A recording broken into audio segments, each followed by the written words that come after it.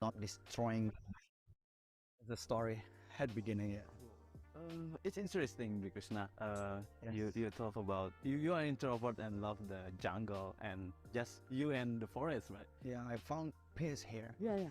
I just want to asking about why did you build the hill with the tree house concept and no other concept like the conventional house? Like if you wanna stay creative, you have to keep the child's mind.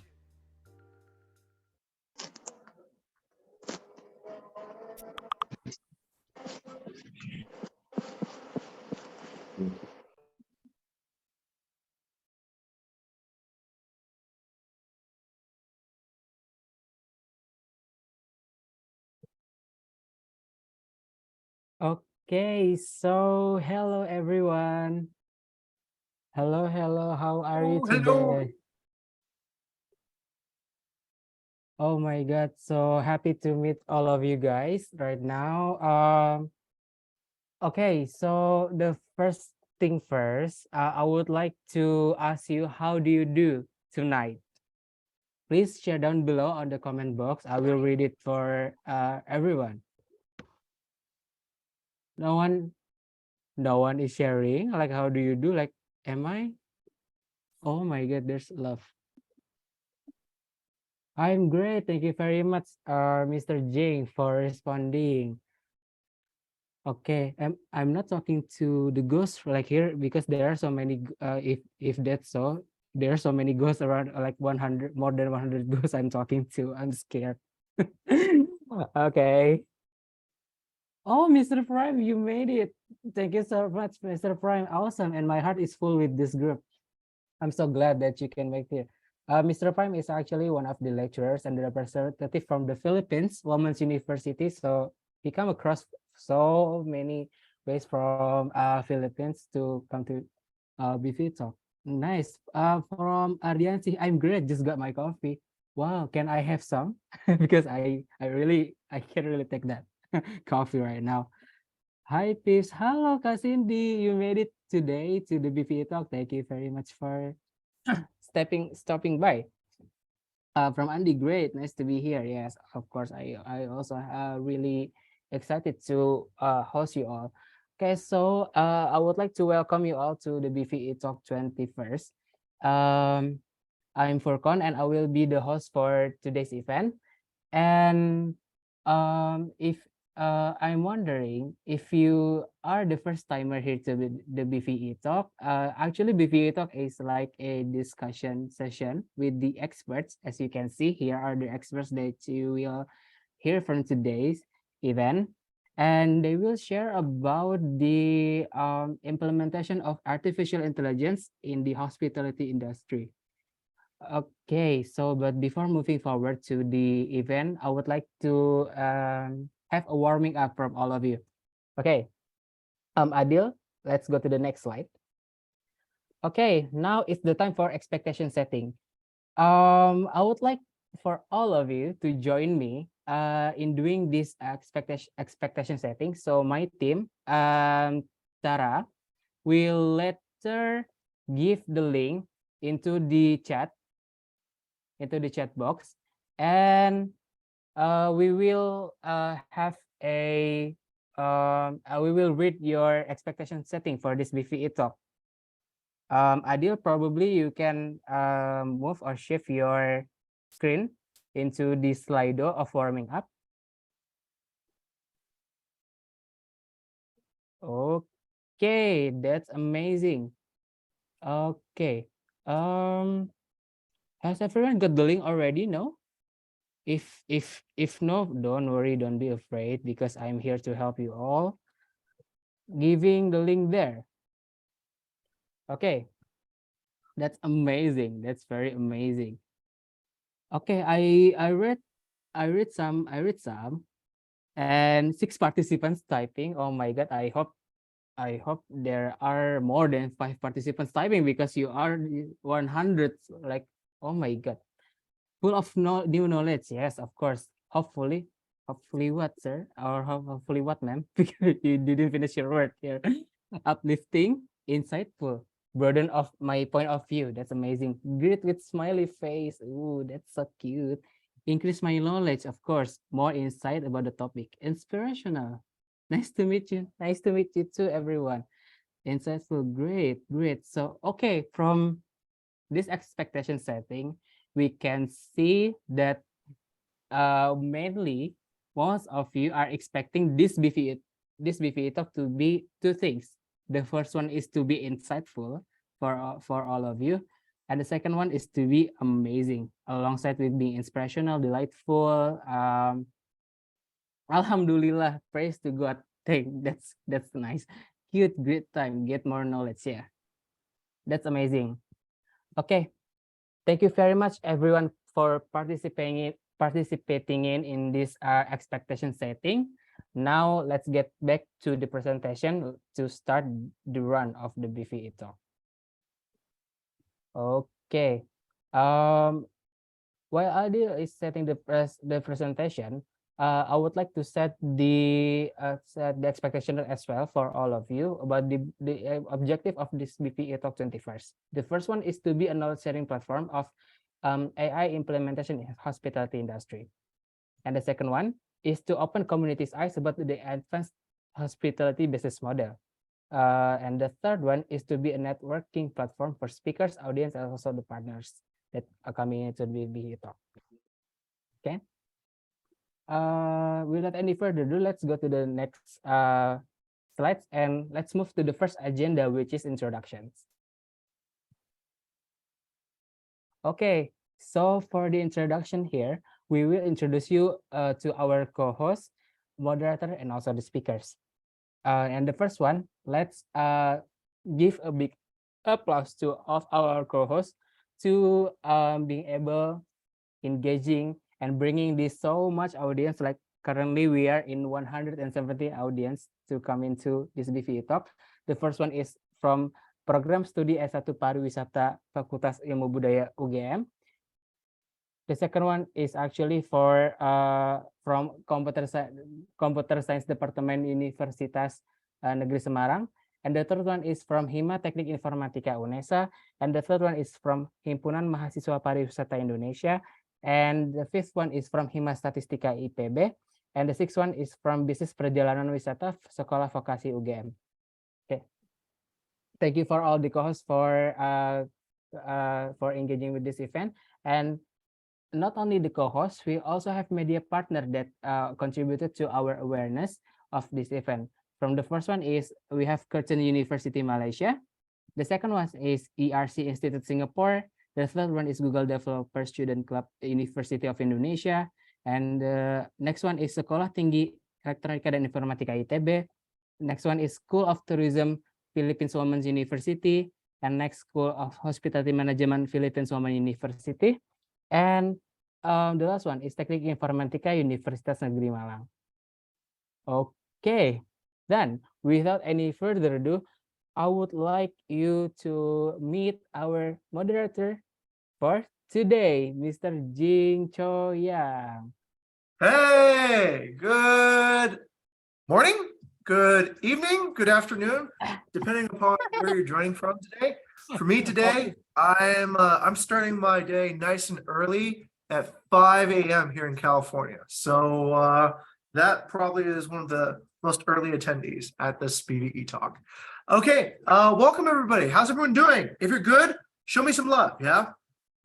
Show me a reaction on Zoom, which everyone would be an expert on using by now. Maybe open your mic, or maybe not. Okay, all right. Anyhow, it's a pleasure. It's a pleasure to be at this BVE Talk. And just a little bit about myself. So I'm the CEO and co-founder of Bukit Vista, a hospitality management company based here in Bali that uses technology to inspire delight. I studied actually a long time ago in electrical engineering and computer science at the University of California, Berkeley, and I'll be the moderator for the BVE Talk 21. Okay, thank you very much. All right. Oh, go ahead. Okay, thank you very much, Mr. Jing. I think from now on you can proceed forward to introduce our speakers, right from Mr. Adi. I would be delighted to introduce our speakers. Okay. All right. Coming off to our first speaker introduction, Mr. Adib. Coming from ticket.com is Mr. Adib here and present. Right. Hello, everyone. So as you know, my name is Muhammad Atim Liazi, but you can just call me Adib. I'm from ticket.com. Currently I'm working as a machine learning engineer at ticket.com. Try to implement AI and supporting all team with all of the data science stuff, basically. Fantastic. All right. Thank you very much, Mr. Adib, for joining us today as a speaker at the BVE Talk 21. Okay, let's go to our next speaker, who will be Ms. Archana. Ms. Archana, please tell us about yourself. Hi, hello everyone. I'm Archana this side. So about my background, I have transitioned from being an HR professional to now this beautiful world of data. I'm in complete awe of what data can do to the world at large. And I had a wonderful opportunity working with Chop in the data science and analytics team. I was working there till almost last month. I'm transitioning and setting up my own business now. While in Chop, I worked on some amazing projects in the AI aspect and mostly on the analytics front. So yes, I'm really excited to join this talk and learn and be with Fantastic. All right. Thank you very much, Ms. Archana. It sounds like you're having very good diversity of experience from hospitality and also data and also being an entrepreneur. We love this background. All right, let's go ahead and introduce our next speaker. So our next speaker is Mr. Ginto. Mr. Ginto, are you present? Yeah. Hello, everyone. You can call me Ginto. I work as a talent and culture manager at Novotel Tangerang right now for the almost 8 years. So I started my career in operational side, actually, in a small restaurant. But in the last 11 years, I work in HR department. Thank you, and nice to be here. All right. Okay. Coming to our first full-time hospitality speaker today, Mr. Ginto. Welcome. Okay. Next speaker will be Ida. Ida, are you there from Trivago? Yes, I am. Hi, everyone. I'm joining you from Germany here at the Trivago office, and it's only 2 p.m. Excellent. Here, around here. Yeah, so a bit about myself. So my name is Aida Orujova, and since 3.5 years, I've been working as a data scientist at Trivago. I actually studied Bachelor of Business Administration back in the days, but my pursuit of numbers actually made me follow the career in data science and data analytics. And yeah, here I am, and very excited to speak in front of you and also exchange on topic of application of AI in hospitality industry. Fantastic. Guten Tag. Okay. And what time is it now in Germany, Mrs. Ida? It's only 2 p.m. I'm right after lunch, slightly sleepy, but with a coffee in my hand. So everything is great.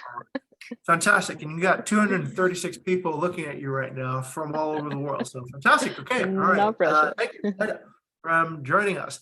Okay. Next, let's go to our next speaker. Our next speaker is Amanda. Amanda, I think you're here somewhere. Yes? Yes, I'm here. All right, Amanda, please tell us about yourself. Okay, hello everyone. My name is Amanda. I currently work as the marketing communications manager at Anantaras Minyak Bali Resort. So I've been working in the hospitality industry for more than 10 years now. So I'm very happy to share my knowledge in the hospitality industry and of course, learn something new through this BVE talk. Hey, fantastic. All right. Thank you also, Amanda, for joining us. We got a pretty good balance now. I think we got people from full-time hospitality. We got people who work in travel. We have people who work in food and beverage, apps, tech. So, okay, this is looking good. Next slide. Do we have any more speakers? Do we have any more speakers? No. Okay. So let me actually give a thumbs up and a thank you to both. There's 3 people who deserve credit for this, actually. For Khan, Tara, and Shaylin for organizing our amazing speakers over the past few weeks. They've sent out a lot of communications backwards and forwards, right? To get everyone here. So now we're all here, and this is due to their amazing work. Thank you. Okay, so the discussion of this is the same format at BVE Talk. If you're here, we strive to inspire delight.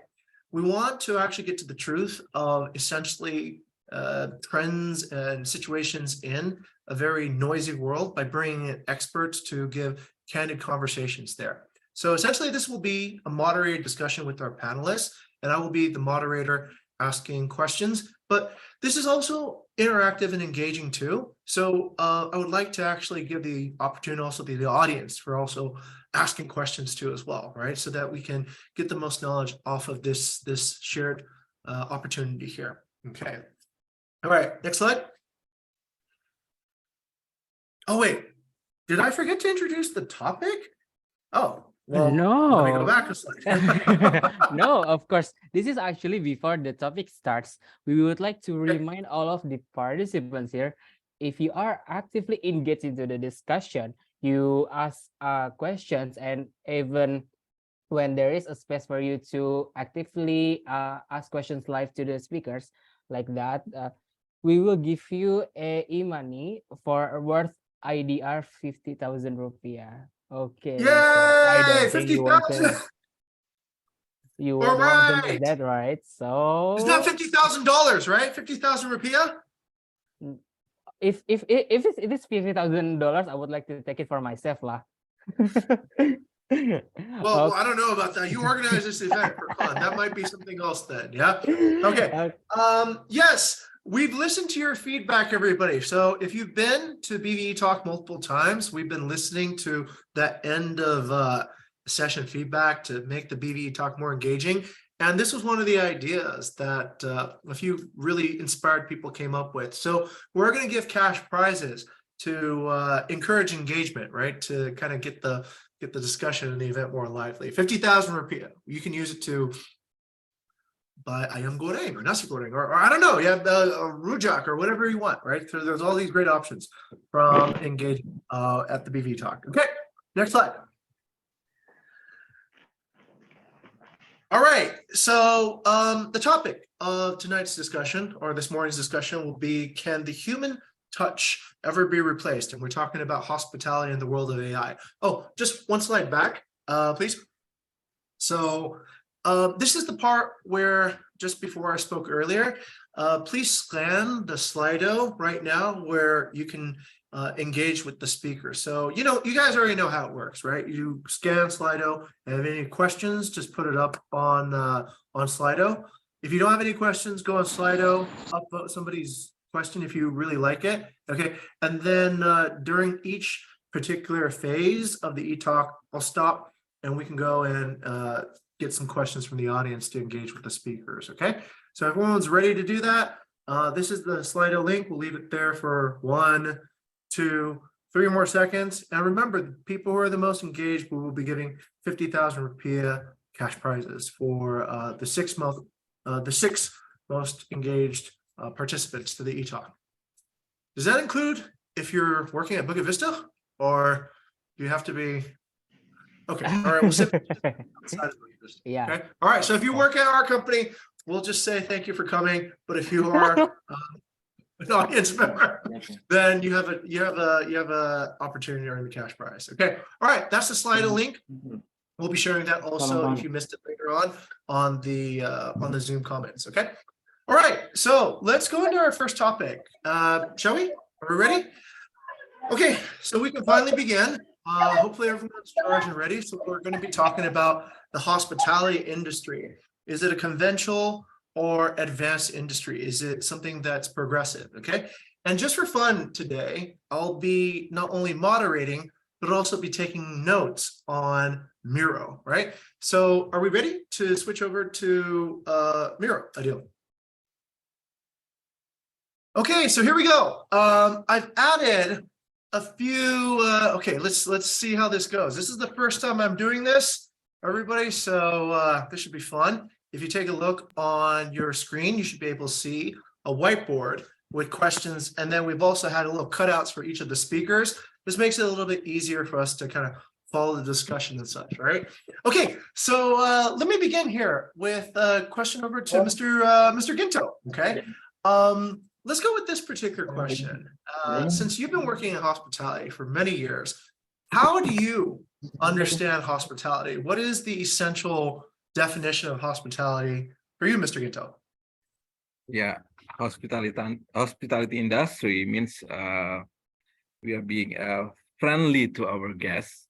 It's a friendly industry, and that we tend to want to make our or want to make others feel comfortable and feel that they are welcome, just like they are in their home, something like that. Okay. Welcome, like as in their home. Okay, excellent. That's a really concise definition. I like a lot of the parts. It's about feelings, it's about friendliness. Let's turn this over to Archana. Yeah, Archana, having worked at CHOP, which is hospitality, because you're doing with food and beverage, and HR, which is dealing with people, and then also the data, which you kind of took a look in. Do you have a different perspective on what hospitality means? So I in this aspect, I completely agree with Ginto that it's like hospitality at its core is an industry which has come into existence to take care of people and their well-being when they're away from home. So this can include restaurants, like that's where specifically where CHOP works. This can include tourism industry and lodging, etc. So at CHOP, how data and technology has come and created better customer experiences with data and analytics. We try to gauge what the customer really wants, what the restaurants really want, and we try to better their experience through technology. And so I think hospitality industry is at the brink of great innovation with the advent of technology, and that's what we try to do at CHOP. Amazing. Okay, I like how we took the traditional answer and we extended it by taking this idea of the purpose of data and technology is to understand more about the customer, what the customer wants. Let's jump around then. Let's jump around over to let's go to Amanda. Amanda, coming from traditional hospitality, but also with a marketing background as such, what say you? Like what would you like to offer to construct this more perfect idea of what hospitality means? From my perspective, because it's kind of similar with what Paginto and also Arcana said. The hospitality industry, the root of the hospitality industry is to serve, and we need to provide our guests or our customers, whatever we call, is a remarkable experience. So whenever they come, they will feel like they are gaining something. Okay, gaining something. Okay, excellent. Okay, all right, cool. Thank you very much. Let's go to Miss Ida here. Okay, now this will be fascinating. Coming from, let's say, Germany, different culture, different nation, also related to tech, Trivago. What would you like to say about hospitality? How do you see it from your perspective? Yeah. So from my perspective, I think basically I would cover this as a term or industry where traditional players, which I think this is something that is coming from back in the days, right? Like where there are two players in the market, which is like businesses and organization that provide services to who? To the customers that are searching to travel, to stay somewhere, etc. Right? But then on top of this traditional players in the market, we also have now currently meta search companies where I am actually coming from, which I imagine to be part of this new side of the hospitality industry, where because there is such an abundance of all the services provided in the industry, there are companies like Trivago, or there are companies like Skyscanner, etc., that provide meta search experience for all the users and the basically players in the market who provide services to be able to compare everything, right? So as I mentioned, it's like businesses and organizations, it's definitely customers who are thinking to travel. And then there are also meta search companies that give the users a chance to compare across all the services provided in the industry. Wow, excellent. Okay, that actually is pretty enlightening. So there's this kind of there's this world of physical businesses, and then we're talking about search companies that then help, I guess, identify what the user is looking for in a very busy and competitive and also very multi optional industry where there's many choices. Okay, excellent, Ms. Ada. Let's go to another person who's working in meta search, Mr. Adib, ticket.com. Would you also call your industry in meta search as well, or do you have a different terminology for how your business and hospitality come together? Yeah, I mean, if we are talking about the industry where I'm working myself, yeah, I think we can say we are working on meta search industry. But I think some of us will take a further step to make your journey to search for your like tourism activities much more comfortable, right? So we need to go further than just giving you the availability to search, but maybe facilitate further, because we can see that hospitality sometimes not only cover about the maybe like holiday itself, but the journey to go to the holiday itself, it will be part of crucial as well, maybe, and also the post journey itself. So yeah, I think there will be some much more broader definitions, because of we need to see not only at the event, but pre and post will be crucial on the hospitality industry. Got it. So pre and post event, would this mean like the, let's say the flight and maybe the car rental or the other particular parts kind of that adjacent to the actual accommodation experience? Yeah. I mean, if we are talking about the, okay, let's say example, if we are talking about the pre-journey itself, maybe an example of when you're buying the plane ticket, right? So there might be some case of rescheduling, or maybe some cases of cancellation and everything. So we also don't only sell the tickets, right? But we also need to help to the boarding process if they are having some cancellations, if they are having some issues on their booking. So how we can help that? So we just want to make sure the user having smooth journey for the holiday itself.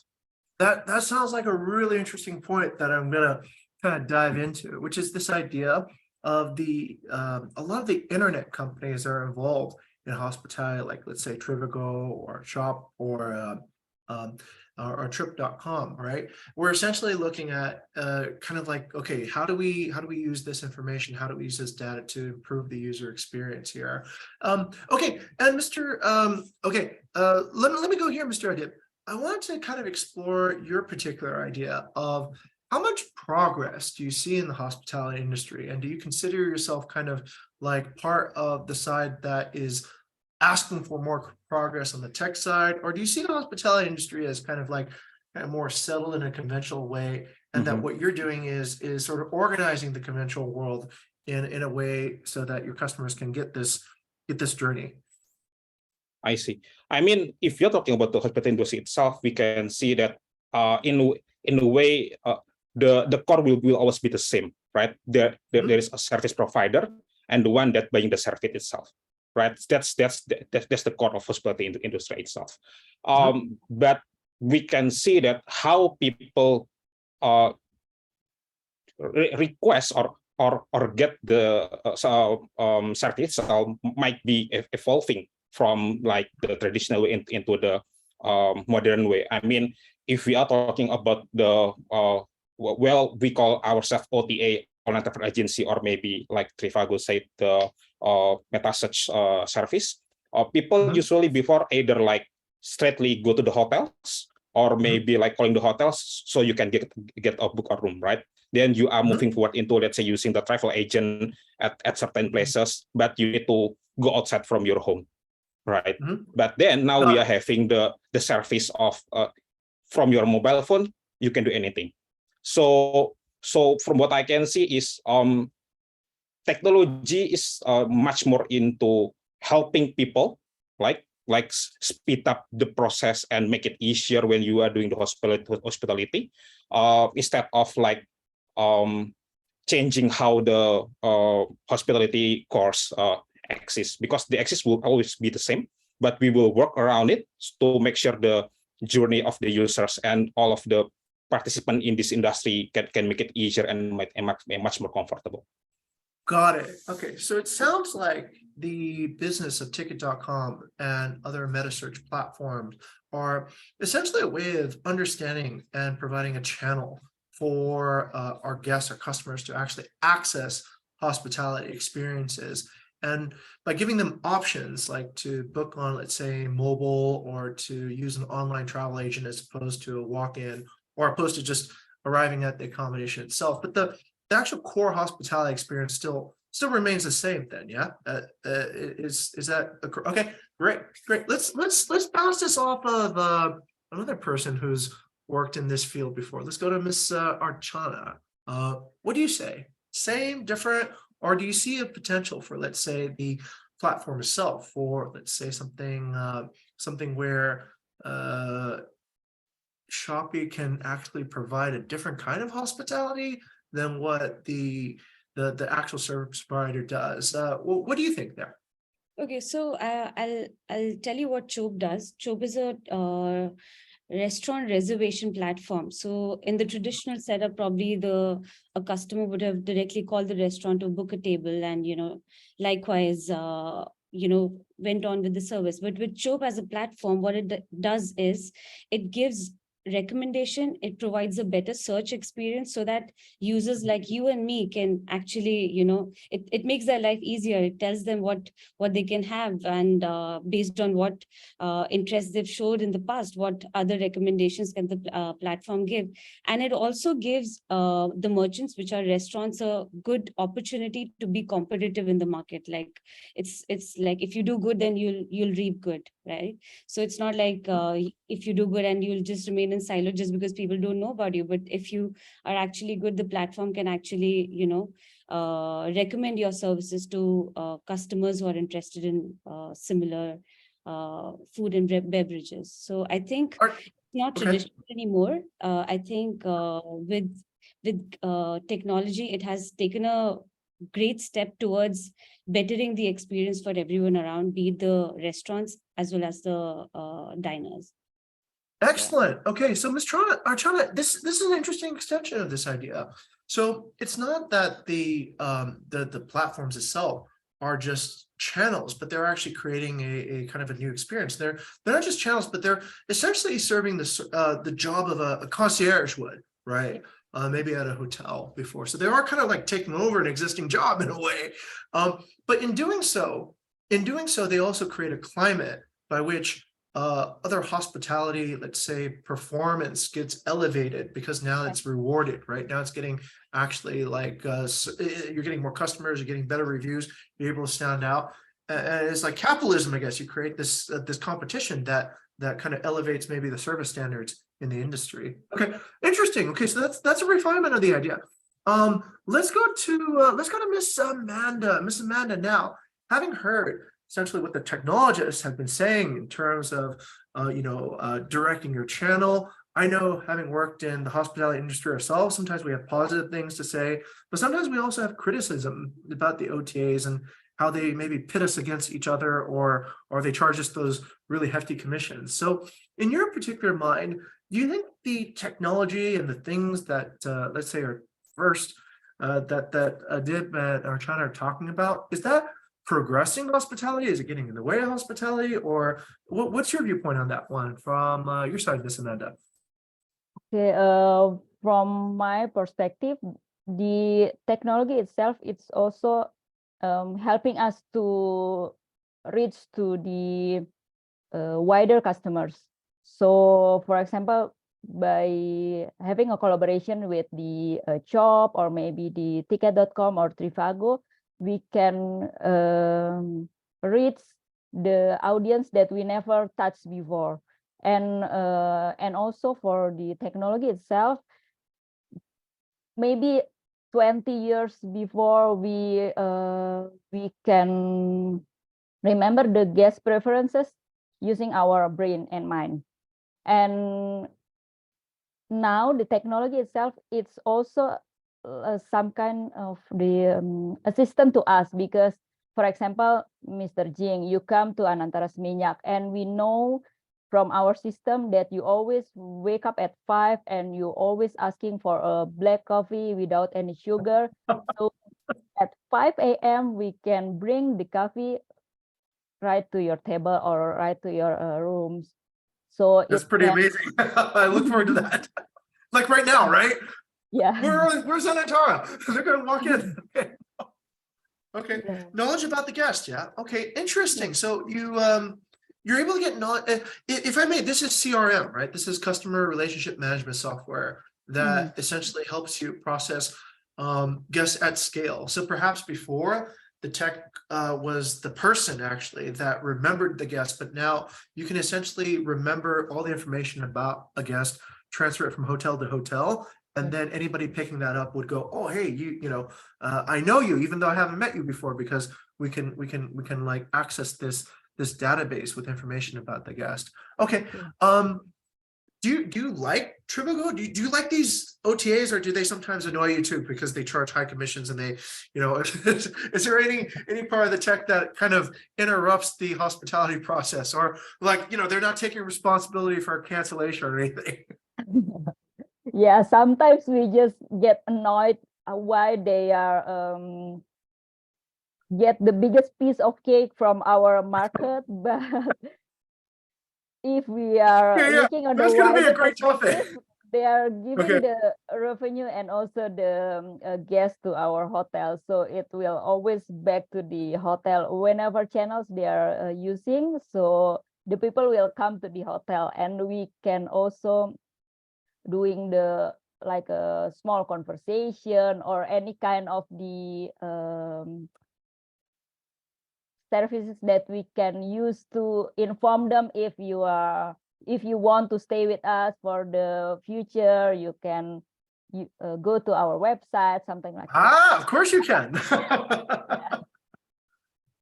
With direct guests. Okay. All right. I totally understand that. And I'm sure the folks that work also in the travel industry also see that too as well. Let's go to Miss Ida. Yeah, Miss Ida. This is an interesting topic. And since we've covered some good stuff here, let's go to you for some hard questions. Yeah.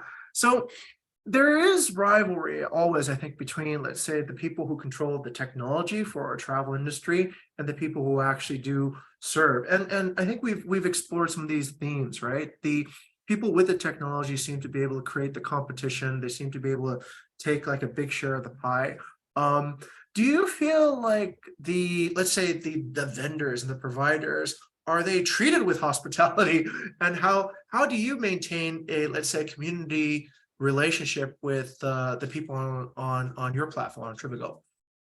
Yeah, that's a very actually interesting point, because in the past couple of years, right, especially thinking about the whole global economic aspect and the crisis that we had, right, and the COVID and travel industry going down, like there were a lot of aspects in terms of, first of all, trying to maintain the customers, even though people basically by most of the cases were not able to travel, and two, how to still keep continuing maintaining the relationship with our advertisers, right? Like, which could be like all the way from big OTA chains all the way to small hoteliers and etc. And here I would say actually Trivago is putting a lot of effort to kind of try and personalize the relationship that it has with this different players of different size and like location, etc., like differently. So when it comes, for instance, to big OTA chains and etc., like what we're trying to do is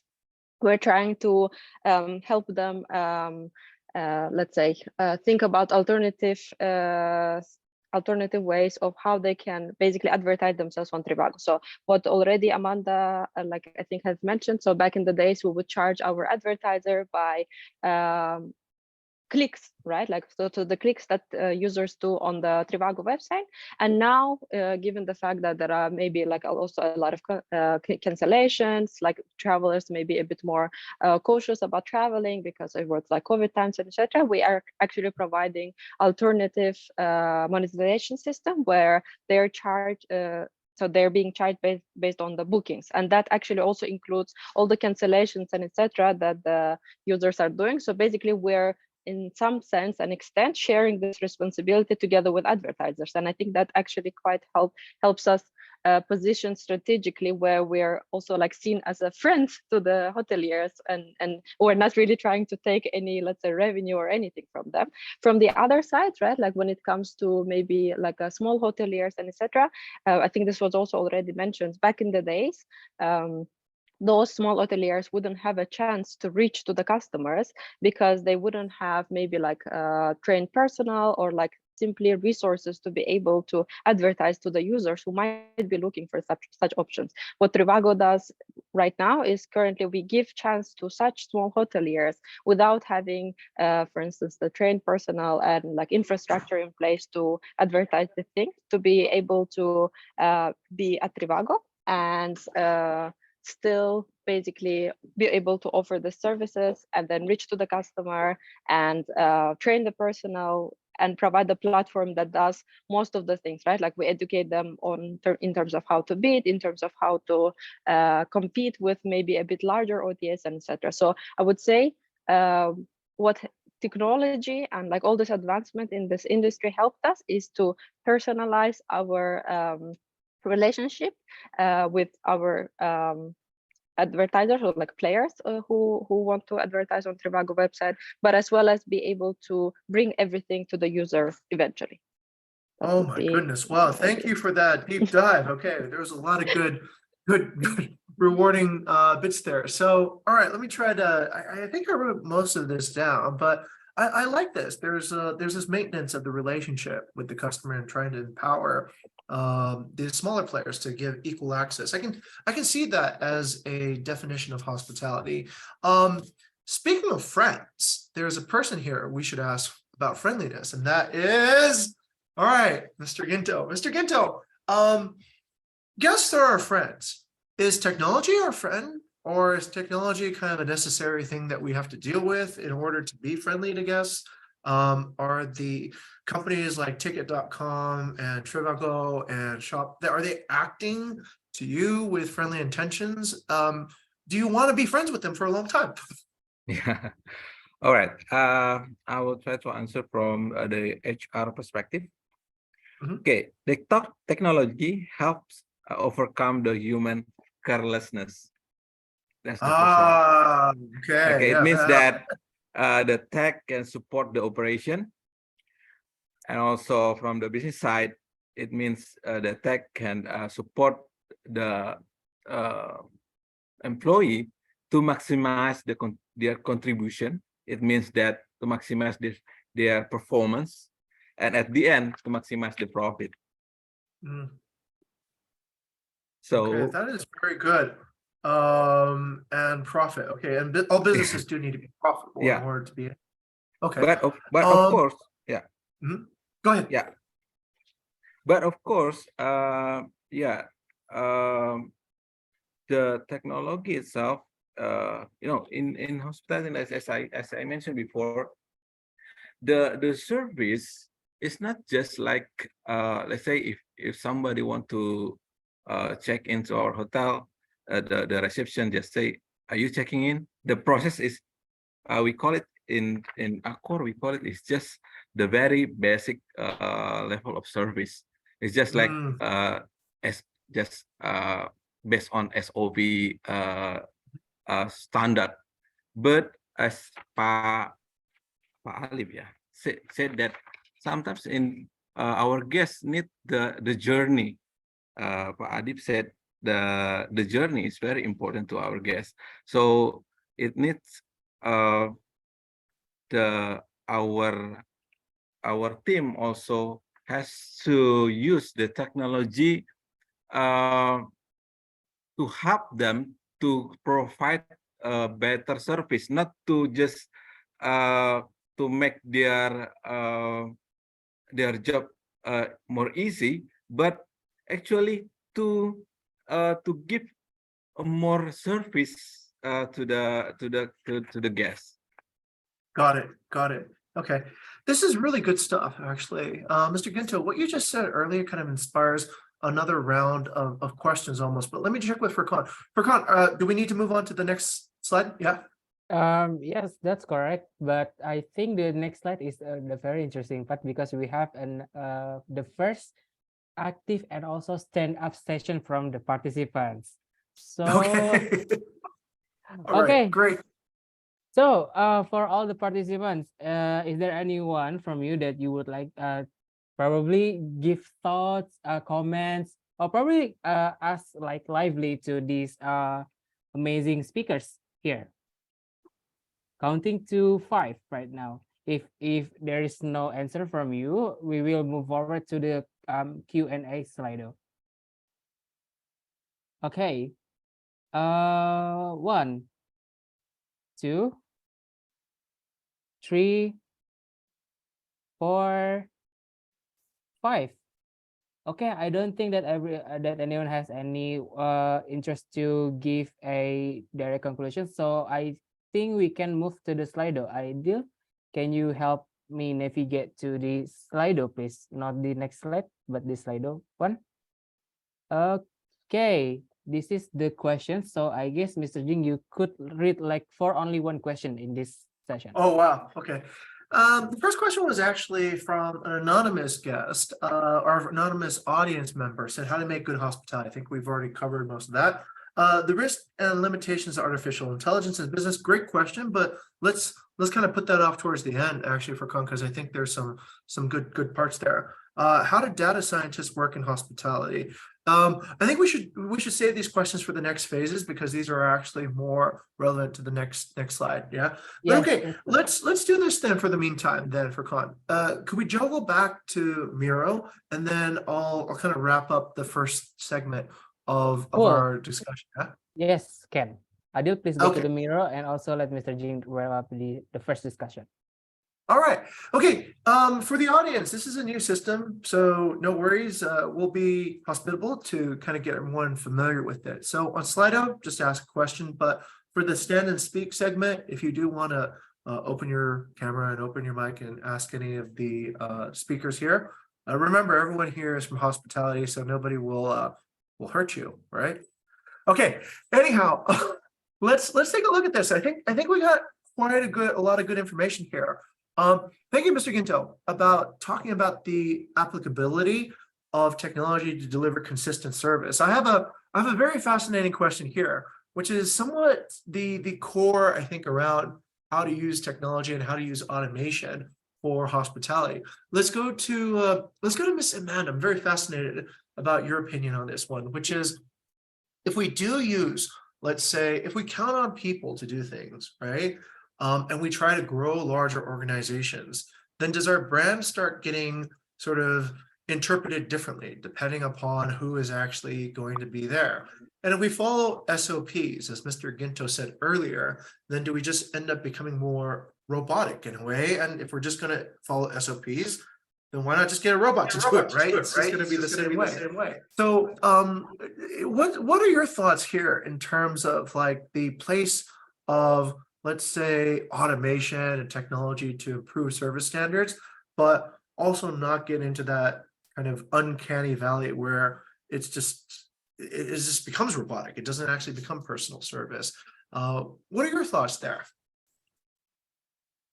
Okay, I think I also have the same, how do you call it?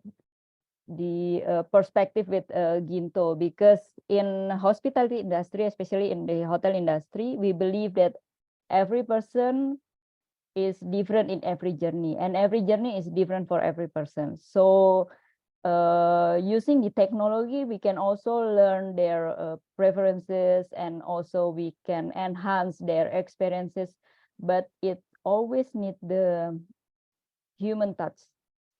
Mm-hmm. So whenever we are trying to engage with the guest or the customer, we also need to understand why they are here and what is their expectation to coming to, for example, our hotel di Anantara Seminyak. So we need to utilize even our services and also the technology to get the better information to provide more experience and also services. Okay, got it. Let's go kind of deeper into this idea of the human touch. What if the human touch is different for each particular human that is trying to serve a guest, right? My human touch is to be very loud, and somebody else might be more shy, and somebody else might have like a completely different outlook on that, right?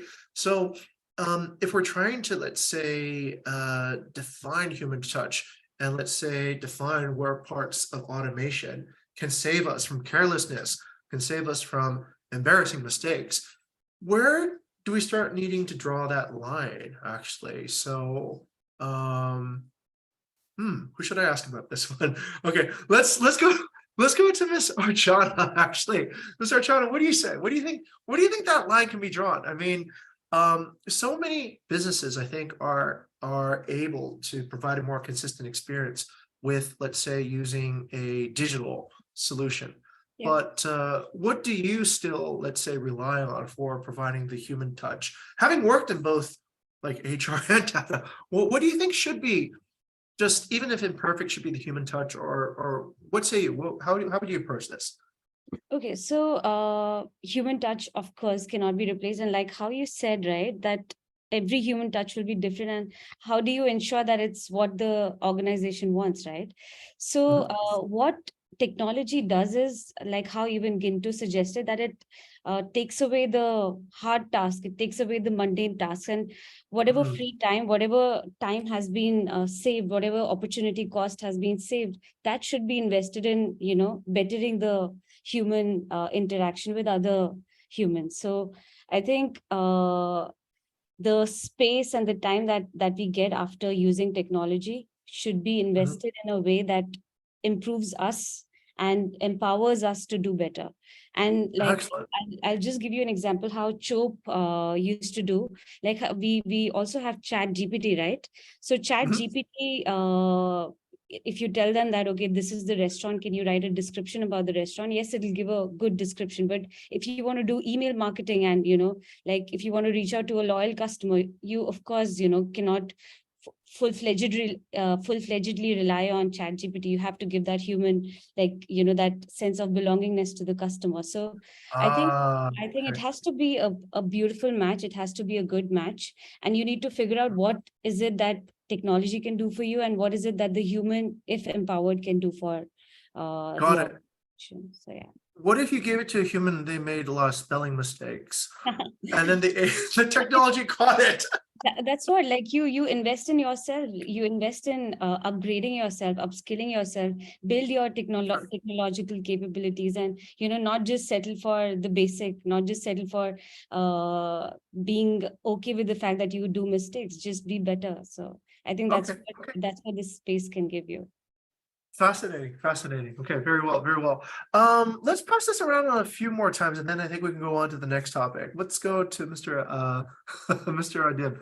Mr. Adib, this is a great, I think, question for a lot of people who suggest that we can kind of delegate things to machines, but then let humans work on, let's say, the more creative stuff, right? But what if that starts getting mundane after a while too, right? What if like saying hi to everybody at the front office gets kind of mundane, and what if after a while that feels kind of almost unconscionable to actually ask somebody to do that, right? To send 100 personalized emails to 100 of our guests, or here's a really good one, right? Let's say you got a lot of reviews coming back, right? This is an experience that we have, and have a human respond to every single review that comes back in a personal way that makes them have to remember, well, we know what happened actually there. How do you foresee this particular delegation between human responsibilities and, let's say, technology responsibilities evolving? Yeah, I think in general, I agree with the other speakers, especially Arshana, regarding technology should help us to tackle mundane things, repetitive things, so the person can focus more into much more crucial things. Let me give you one example.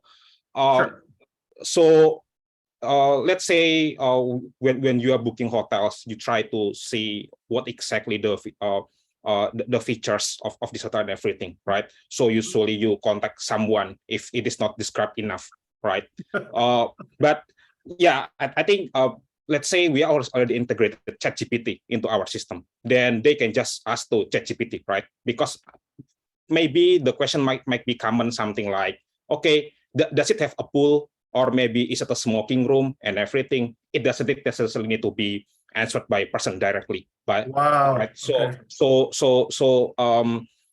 we can have a system that help people to navigate all of these informations to get what they need directly, right? But there are some cases where it need to be directly responded by person. In example, something like complaints. They are, let's say, having some issue with their bookings. They are having some issue. Okay, why my booking not gone through? Although I've paid some money to the service, right? So you cannot let a robot to answer this one. Well, you can do, but it will give the bad experience to the user itself. So we can like make a decision where if it is like common questions, or like searching information, we can just let the technology handle it. But especially if it is related to some emotional things from the user side, like angry, something like that. So that's human part that need to be taking care, because I believe although we already have like ChatGPT or maybe some good chat model that we can use, properly trained human will always be much better to handle this kind of thing. Now that is a really good word, right? A properly trained human with also, I think, a lot of patience, stamina, and can actually deal with the kind of this is actually a really great topic now. I think we've hit upon some really interesting material. So dealing with complaints, some people would say is mundane, right? Some people would say, wow, that's not what I really look forward to when I get a hospitality job. I don't want to hear people like yell at me and say I ruined their holiday because their hot water isn't working, or we've all heard it all probably, right? But maybe that's where AI can really help remove and help us as humans too. I don't know. Okay, but it's an interesting direction. Okay, really, really interesting. Okay, let me go back to Furkan. Furkan, are we ready for the next stage at this point? Yes. If we are all close. Okay, so just a moment. I'll summarize kind of like the key points here. So thank you for our panelists. If you've been, does everyone like this? Does everyone like the whiteboard with the documentation? It's kind of interesting, right? You can really follow the conversation now. So I think we came upon some really cool understandings about the idea of the hospitality industry. I think we can all agree that hospitality is something that we feel, something that we have to actually understand how others feel, how our customers and our guests are experiencing through a journey. And I think that technology is really valuable in the way that it can help us with a few things. It can reduce the mundane. It can reduce the tasks that are just culpable for people to actually mistakes, and reduce our mistakes, right? Which improve performance and profit. But also the technology and the data can also be harnessed in order to personalize us and get us to understand the guest better. But where we seem to have, like, let's say, a little bit more debate, where we have a little bit more interesting material, is how to split the lines, right? Where is the technology going to go in the future? How much of this is going to be, let's say, delegatable to people, but what can be picked up? And I'm astonished how everyone's used ChatGPT already in their systems. I thought I was really ahead when I thought of that like a few months ago. Now it's like, oh wait, everyone else seems to have brought this amazing knowledge management into their systems. And I think this is really important to understand that each particular guest is different. Each particular guest will receive, essentially, if we're going to delight them, they need to get a different type of experience. But the traditional use of technology has actually been to aggregate knowledge to kind of create a database, a selection, a curation of different options, and thereby give, I think, this more pleasurable experience to select and do it.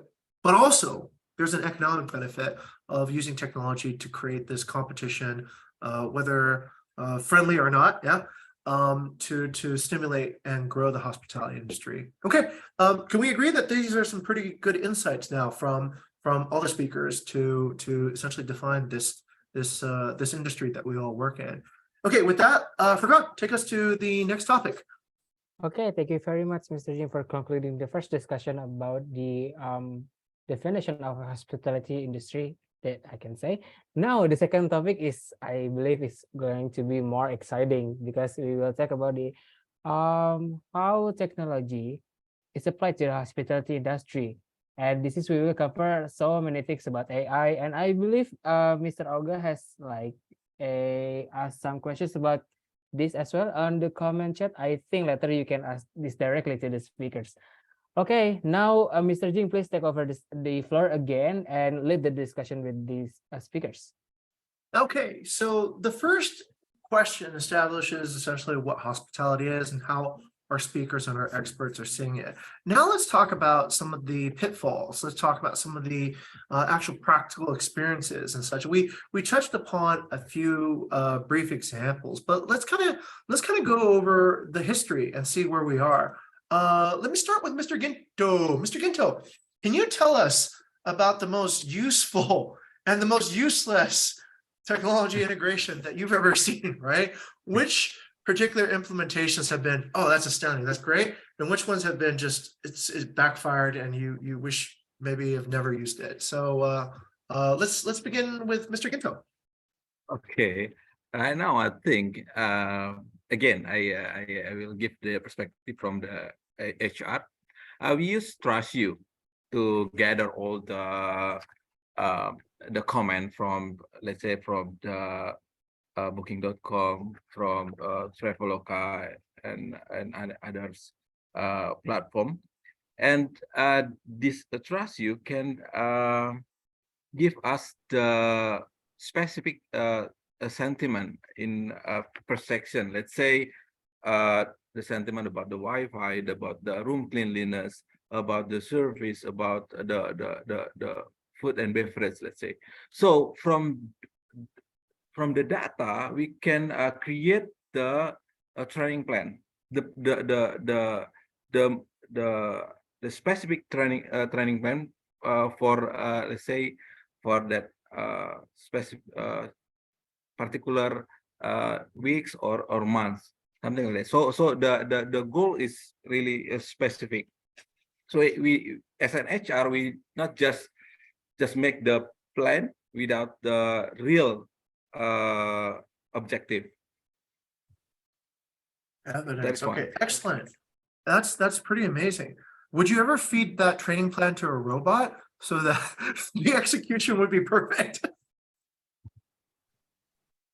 Okay, just kidding. But okay, in other ways, Mr. Ginto, okay, so that sounds like Trust You has been actually a very good tool to understand a large body of information and then make clear plans for it, strategical plans for it.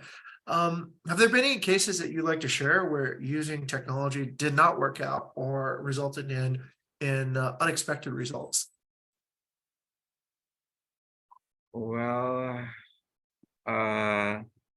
maybe another speaker can share about it. Okay, we'll pass the ball.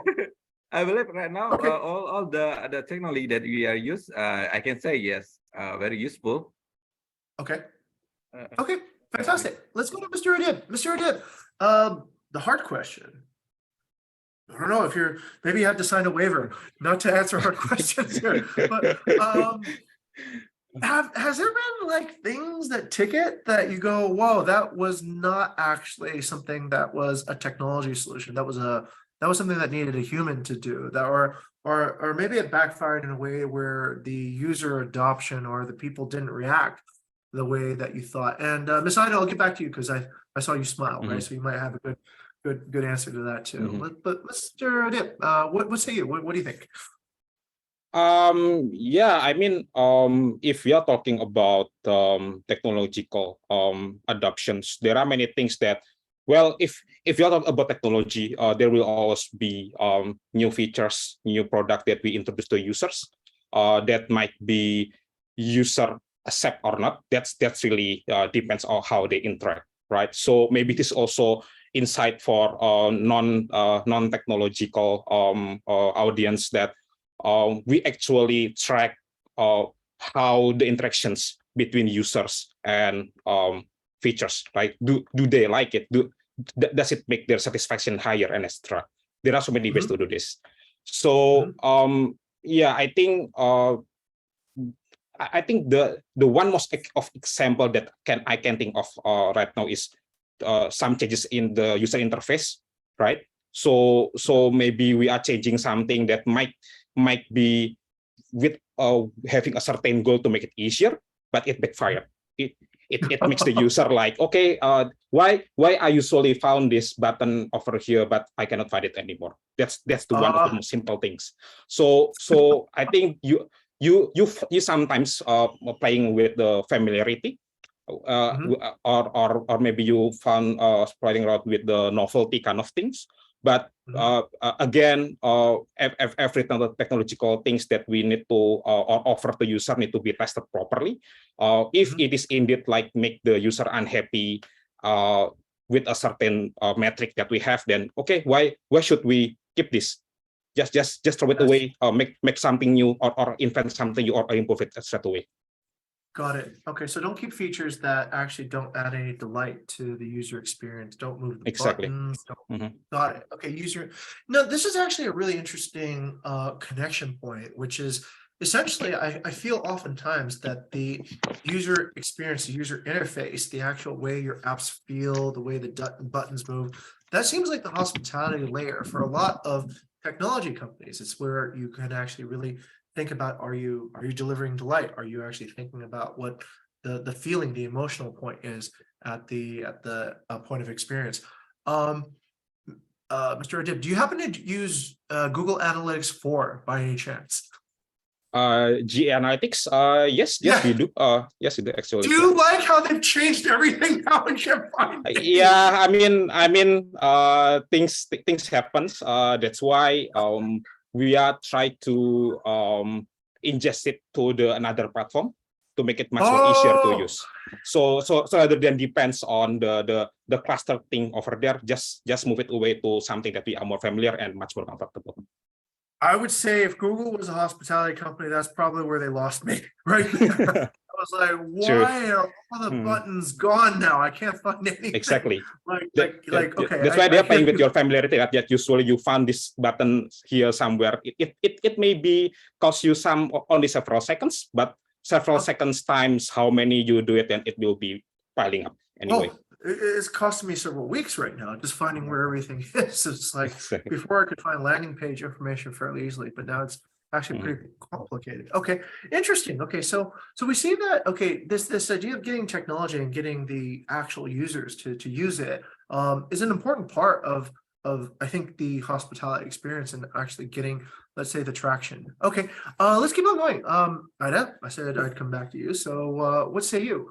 Where are some things that you see that have worked well, and what are some things that you see kind of probably should not be using, let's say, AI or any of these particular tools to get the objective done? Yeah, thank you. So I will try to answer basically from the perspective of a meta search company and like specifically the team that I'm in, right? So I would say the biggest technological advancement, even before I actually started working at Trivago, was for me knowing all the players and everything that happens in the hospitality industry, right? Like companies are able to fetch billions of pieces of information, right? This could be information about the prices, this could be information about availability and etc. Every single second for every single request that the user is making. So you can imagine, like, at least I can give an example from Trivago. It's like every single second for the request of the user, we're basically fetching information about the prices from more than 5 million accommodations, over more than 200 advertisers. And then I think we're talking here, I would ballpark the number about 2 million visits per day. And so you can imagine like the speed and accuracy of all this information that is needed and required to deliver basically this final result to the user, right? And this is where I would say like a lot of, for instance, meta search companies like Trivago or TripAdvisor or Skyscanner, they're able to provide this information in an accurate form to the user. And I would say maybe a second one from here in this perspective would be, yes, of course, where we want to deliver to the user as much information as possible, right? Like to help them compare like all the available deals in the market. But some of the advertisers or like hoteliers or OTAs, they might not have a good landing page for the users to be able to complete their booking process, right? If they're interested. So one of the things that actually we also try to do with Trivago is kind of have this booking website at Trivago on behalf of, let's say, whatever advertiser the user is looking for. So they might actually offer a good price, but they might not have a good landing page for user to actually finish the process, you know? And so in this particular case, we are doing something like express booking, where we are trying to help the users to complete the whole process on our website instead of going, let's say, one step further to the advertiser. But of course, I mean, I would say like not everything that we do ends up being like a success, right? And then one thing I really like about the culture at Trivago, I hear myself. Okay. I hear myself. I'm not sure if that is. There's a bit of an echo. Yeah, I hear that too. Wait, let me see if I turn off my microphone, maybe. Hello. Yes, this is better. So yeah, so basically what I was saying is like not everything obviously that we do ends up being a success. And what I really like about Trivago is that we do a lot of experiments. We do a lot of A/B tests to figure out what the users like, what the advertisers like or not. So for instance, one of, I would say, not so much successful things that we did back in the days was having this unnecessary features and add-ons on the website, and one of them was, for instance, display ads. Yes, of course, display ads were not really like, you know, super unrelated. They were actually about recommendations for destinations people could travel, or even like the website for booking, for instance, stuff on the cars or renting services, etc. Right? But what we saw actually that this draws a lot of attention from the main product that we're advertising on the website.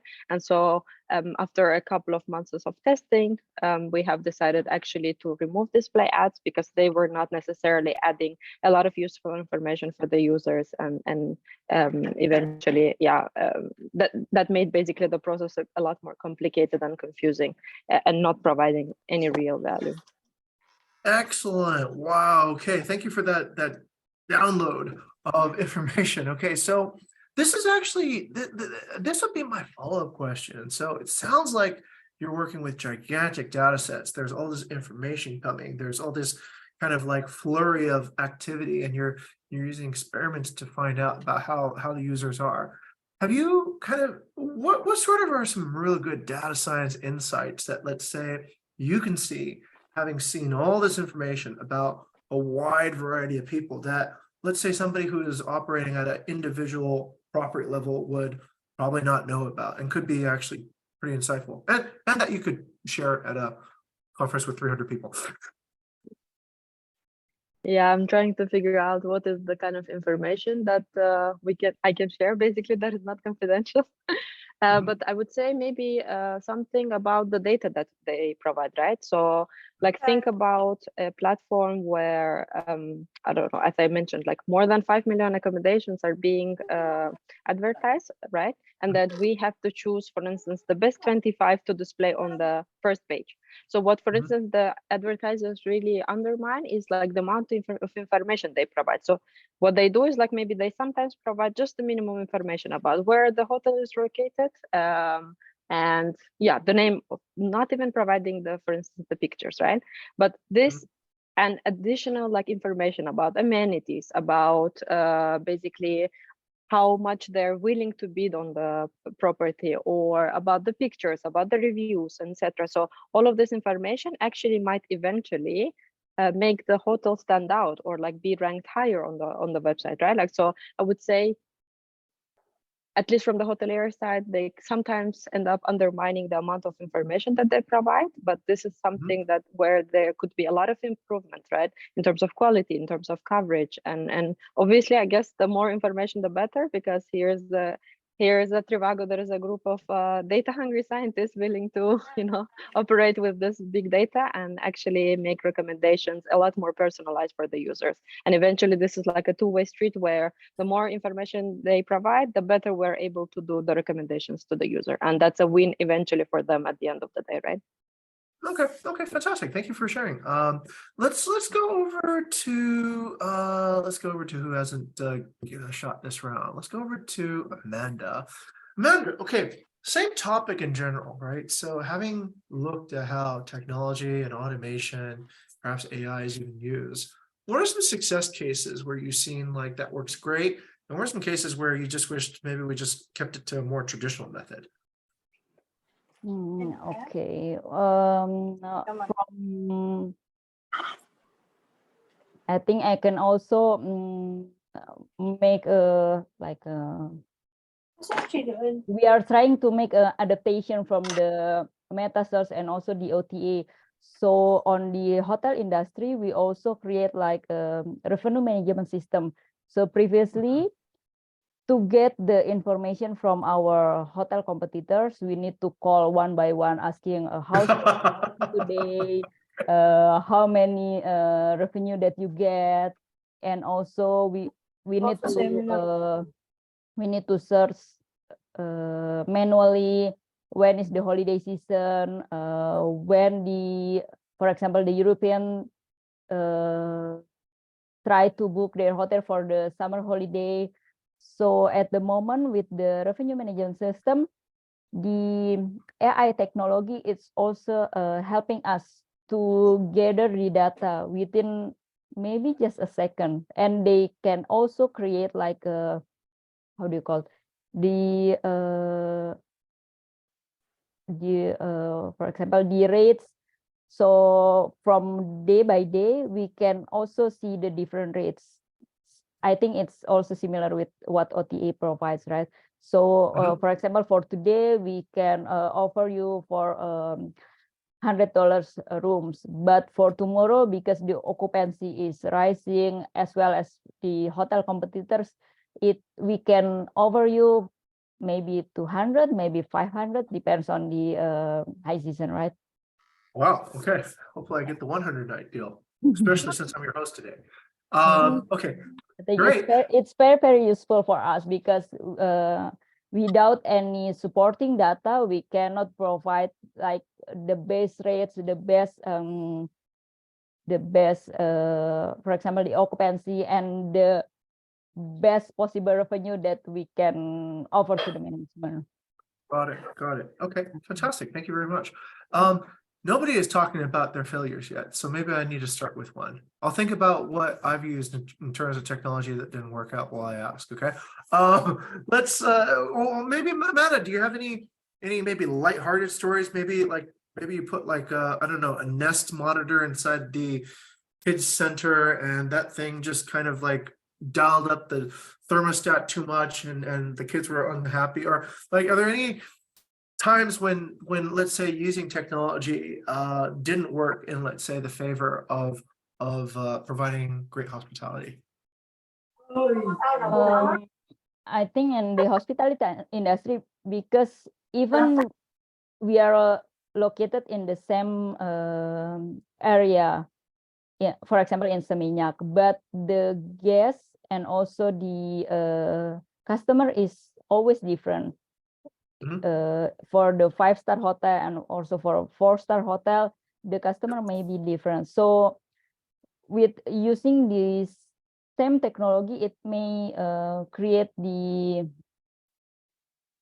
not a pleasing journey for our guests. So one thing that I remember from one of the hotel in Indonesia, they are trying to having a robot. So the robot will deliver your room service, or maybe if you need an extra towel, the robot will provide it. But sometimes the human is also needed. For example, they are ordering for a French fries, and you just giving the French fries, and they are asking for a ketchup or maybe the salt or something. They cannot talk to the robots, right? They need the human to discuss about that. So I think for the using of any kind of the robots or maybe the Google VRs, it's not really possible at the moment to use in the hospitality industry. Interesting. Okay. I like that analogy. I like that example. So the robot shows up with French fries, but you're like, I want mayonnaise, or I want ketchup, or okay, all right, fascinating. Okay, so that's a case of deploying technology maybe in a way that it counteracted. Yeah. Okay. Let's go to let's see who hasn't spoken yet. Archana. Okay. So let's think about this, right? So this can come from either a tech perspective or a hospitality perspective. It can be even about tools we use inside our own organizations, maybe using Slack versus Discord versus Coda versus Notion versus, but have there been times when you've seen, let's say, for technology not work in the favor of actually creating better guest experiences or better company experiences or any type of experiences where it doesn't really add value to the underlying goals that we have? Okay, so we were in the recent past working on a project called Dish Search. What we wanted to accomplish from this project was, like, if a user searches for a dish through the search console, we show the relevant restaurants which have those dishes, and the dish name also reflects along with the restaurant name. So that was the intent behind the project. Oh, that's cool. Okay, So yeah. we wanted to employ a SaaS company called NanoNets to do this menu tagging for us. So we have restaurant menus, right? So we wanted them to tag the menus for us so that it's easier for us to give it to the database, and it shows to the customer. So Sure. what happened midway was the company, because it was running into losses on that particular line of business, they had to let go of that line of business, and we were stuck in the middle. Like we didn't know what to do. So it led to a bad organization experience. But what we eventually did was we did the OCR, which is like we tried to identify the dishes ourselves, we tagged the dishes ourselves, and used AI to do the automated tagging for other menus as well. So eventually it worked out well because we saved out on a lot of money.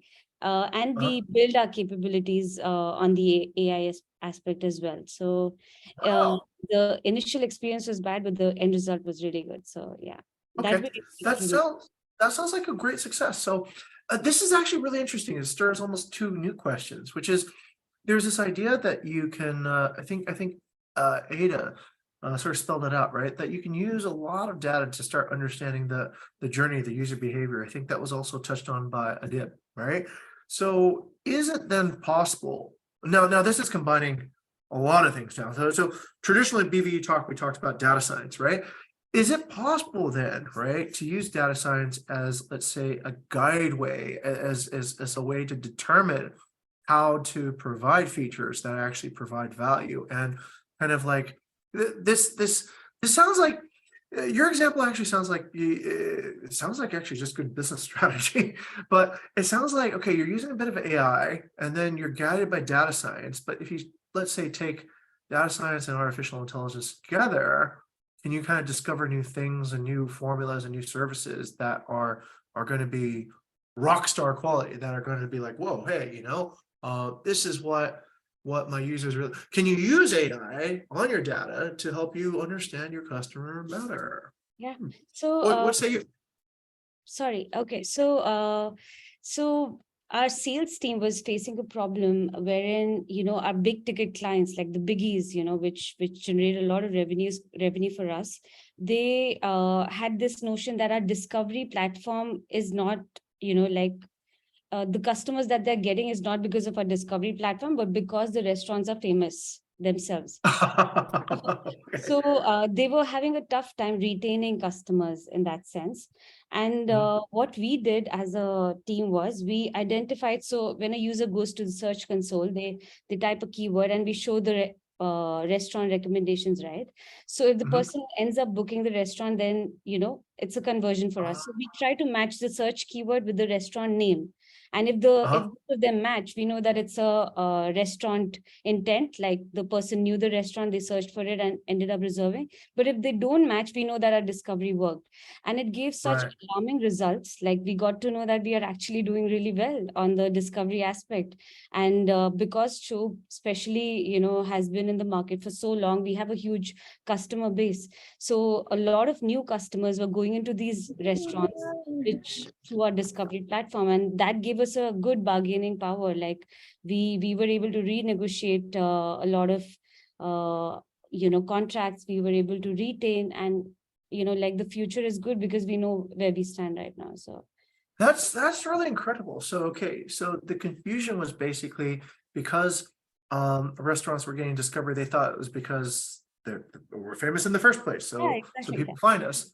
But you're proving through. It's a very valid point also, like the famous restaurants will have this notion, but we need to know how to use data to figure how to answer these questions, and the data is magical that way. Okay. I can see Ginto and Amanda going back to maybe Ida at Trivago to maybe renegotiate some things. Yeah, and go like, maybe we're getting traffic because we're just famous. Maybe also to Hadid as well. Okay, well, no, that's actually really interesting. That does sound like actually an industry trigger there. Okay. Okay, all right. So we're getting kind of like a hang of this, but we still haven't really gotten some juicy stories yet about technology fails, right? What are some ways that like technology really slapped us in the face and didn't get us what we expected? Does anybody have any experience from previous jobs that they would like to talk about? Okay, all right. Let's talk about implementation and perhaps some of the challenges with implementation of rolling out technology. Is it always just like a great idea can actually be put into practice? Or are there frictions along the way that let's say, hey, look, it's not like this isn't a great idea, but because of this particular reason, it's just not practical, or it's not feasible, or whatever. Okay, I'm sure perhaps most of us have had one of those experiences. Let's go to Ginto for the second round, right? So have we had any cases where there's just like great ideas, but hey, it's just this is not the right market, or it's just too costly, or maybe too many competitors are using it already. What say you, Mr. Ginto? Yeah, probably I'm not the the one who can answer it properly, but I try to answer that. Okay. We have other questions. We have other questions if you want. Okay, but before I answer this one, I think I have to say this one. I don't know if it's a failure or not. Sometimes or oftenly we see our teams. Nowadays most of teams in hotel industry using the WhatsApp for the communication, to share the videos, to share the update of their departments, but they are sometimes forget to pay attention to the guests. Ooh, okay. I mean, we are still working on this one. Sometimes, their boss texting, and then their HOD texting, and they need to answer it right away, but they forget in front of them there's a guest to be handled. Yes. I think this is one of the maybe failures, or something that need to be to find out the solution, to find out the the solution, how to use the technology more wise. Oh, God. I think in hospital industry, the most essential things is to pay attention to the guests, right? Yes. So that's why we call it ourselves as a hospitality industry. So, wow. You know what? I think you've refocused the entire discussion here. That is so true. I noticed that a lot. Like when we brought our company to all remote, Bukit Vista works entirely remote now. What the weakest thing became was, instead of actually handling a guest problem, people just kept on opening their screens and checking facts, right? So there's a guest that's complaining, and instead of actually dealing with the guest that's complaining and calling them up and saying, hey, look, I'm here to help you, they would just check facts. It would become almost like a legal case, right? Did the guest do this wrong themselves? Do I blame them? You know, and then it became all this research that's happening in the meantime. The situation with the guest is not getting any better, right? And because they're unable to see this now with their own eyes as they would be able to if they were in front of an actual person, that part just started becoming normal, right? Like, okay, everyone else is online looking at screens, so I'm online, but the guest, and when you get to be the guest, you see that that's not helpful at all. You're just dealing with a person who's not even present. Wow. Okay. Yes, that is kind of like the drawback to a technology, and perhaps by using the technology, we're seeing, let's say, a compromise in the overall guest experience. Let's go down that particular pattern. Mr. Adit, have you seen that happen? Like, let's just say, in terms of customer service at your organization, do you wish that your teams or the people or the culture would be more user focused, more in front of people, more like less online and more offline? Yeah, absolutely. I mean, sometimes we can agree that apps or website or technology is not the answer, right? Like, if you are talking about hospital industry, you are talking about people, you are talking about humans. Sometimes, especially if you're talking about emotions, direct communication with them is crucial. I'm not specifically saying this about a certain platform or anything, but many of us in the technological space are much more focusing into build this app, build this feature, build this anything, but you forgot about, okay, you are talking to a human, you are talking to a certain user that they have a specific need, right? Not all of your solution can be applied to all of them. So again, there are some cases where technological things cannot solve it directly for now. But yeah, I mean, direct communications, direct emotional touch will be crucial here. Excellent. Okay, now we're getting some momentum. This emotional touch is crucial. Do you think maybe that's where AI could come in, right? So let's say in the past we have a roadblock there, right? We have a person who's, let's say, disengaged. We have a response that's very mechanical. Let's say we plugged in the AI now, right? And whether the AI is working in conjunction with a human or just by itself, could the AI eventually become the solution to give highly emotive responses? And who here has watched Her? Has anybody ever watched that movie Her, where the guy's dating his operating system? Yeah. Okay. Could we get to that stage and almost like, okay, all right. So you're not talking with AI, you're talking with me, right? You're talking with I have a name, right? Where you start building that could that be a possibility in the not so distant future? What do you think, Mr. Adit?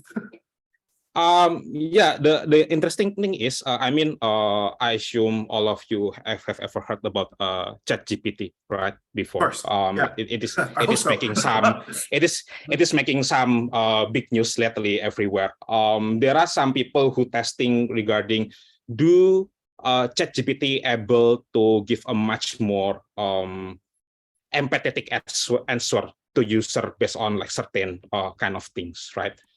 And the answer is surprisingly yes in some cases.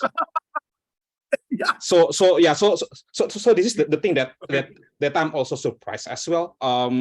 But again, this is the thing that if I can say, properly trained human would be almost 99% outperform chatbot to this kind of scenarios actually.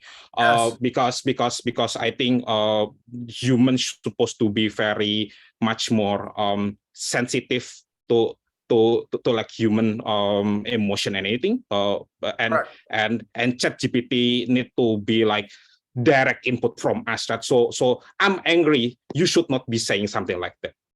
So GPT know if you are angry. So yeah, this is the thing that can be become the issue if we are just blindlessly adapting AI to the hospitality industry. So yeah,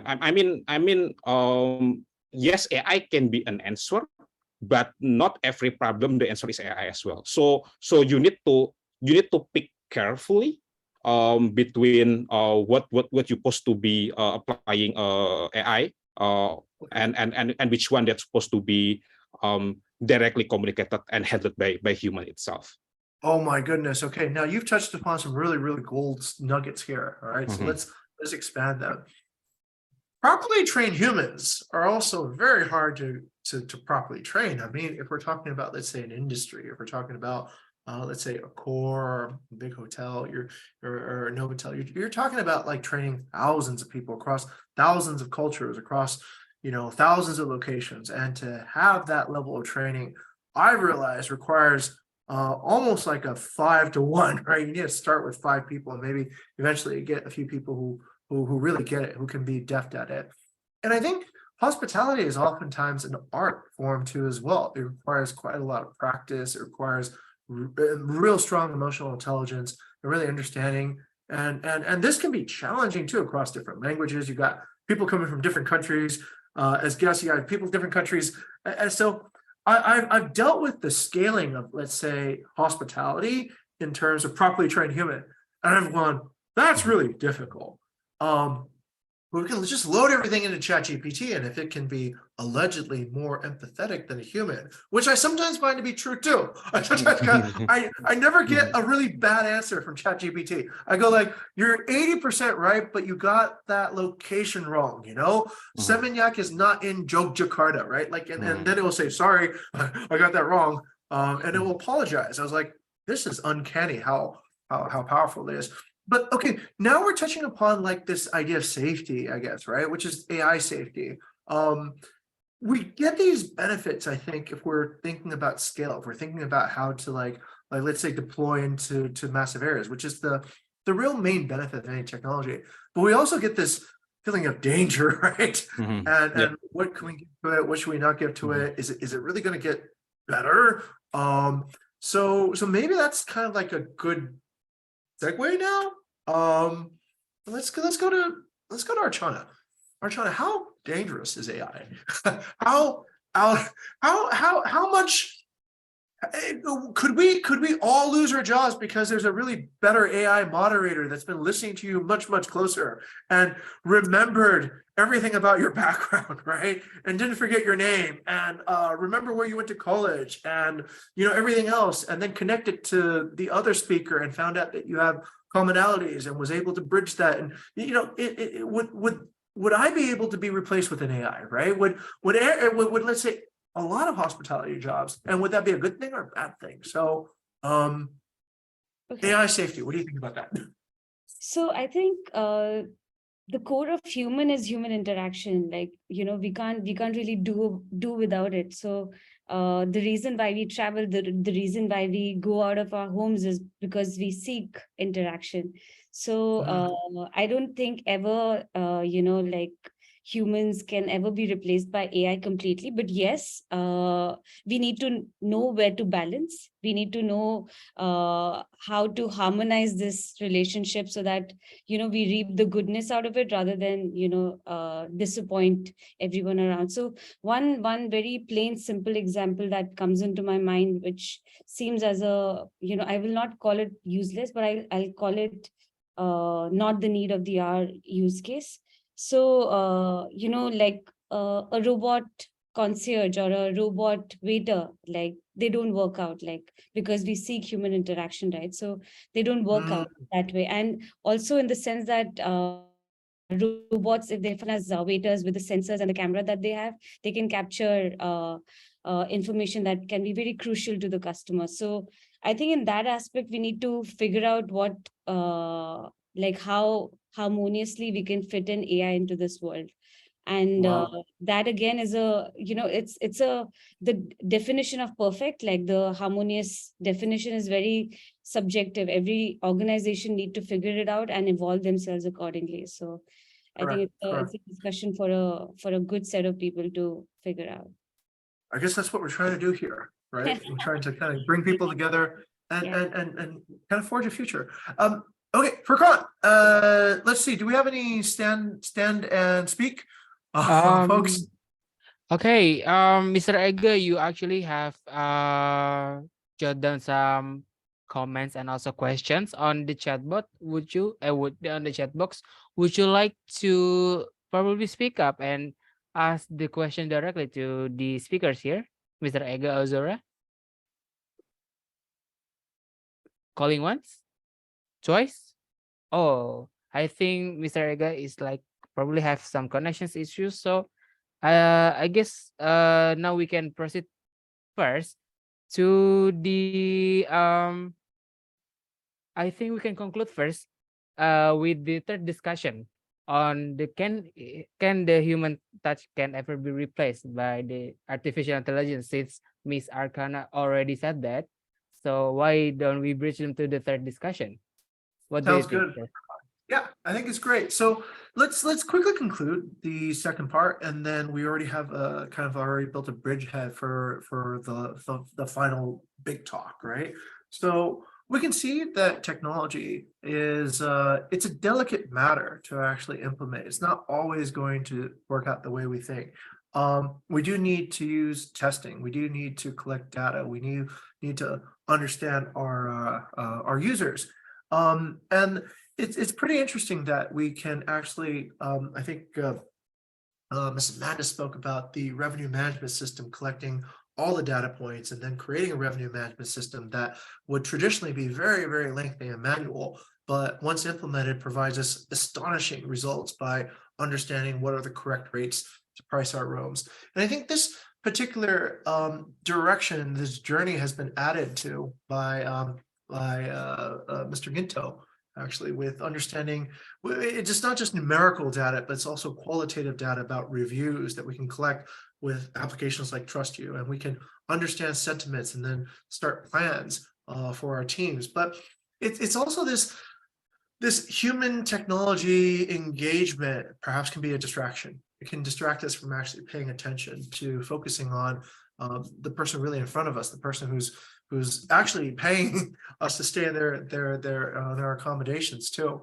And I think we've also learned from Mr. Adib that sometimes tech is not the answer. That I think similar to what you were saying earlier about the complaint management, that people do want to talk to people if they're upset, and this ability to manage the emotions is so important, and have that connection.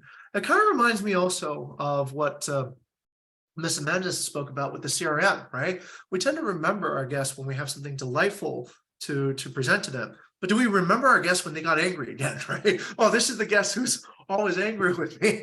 And okay, all right. So I can see that before it happens, yeah.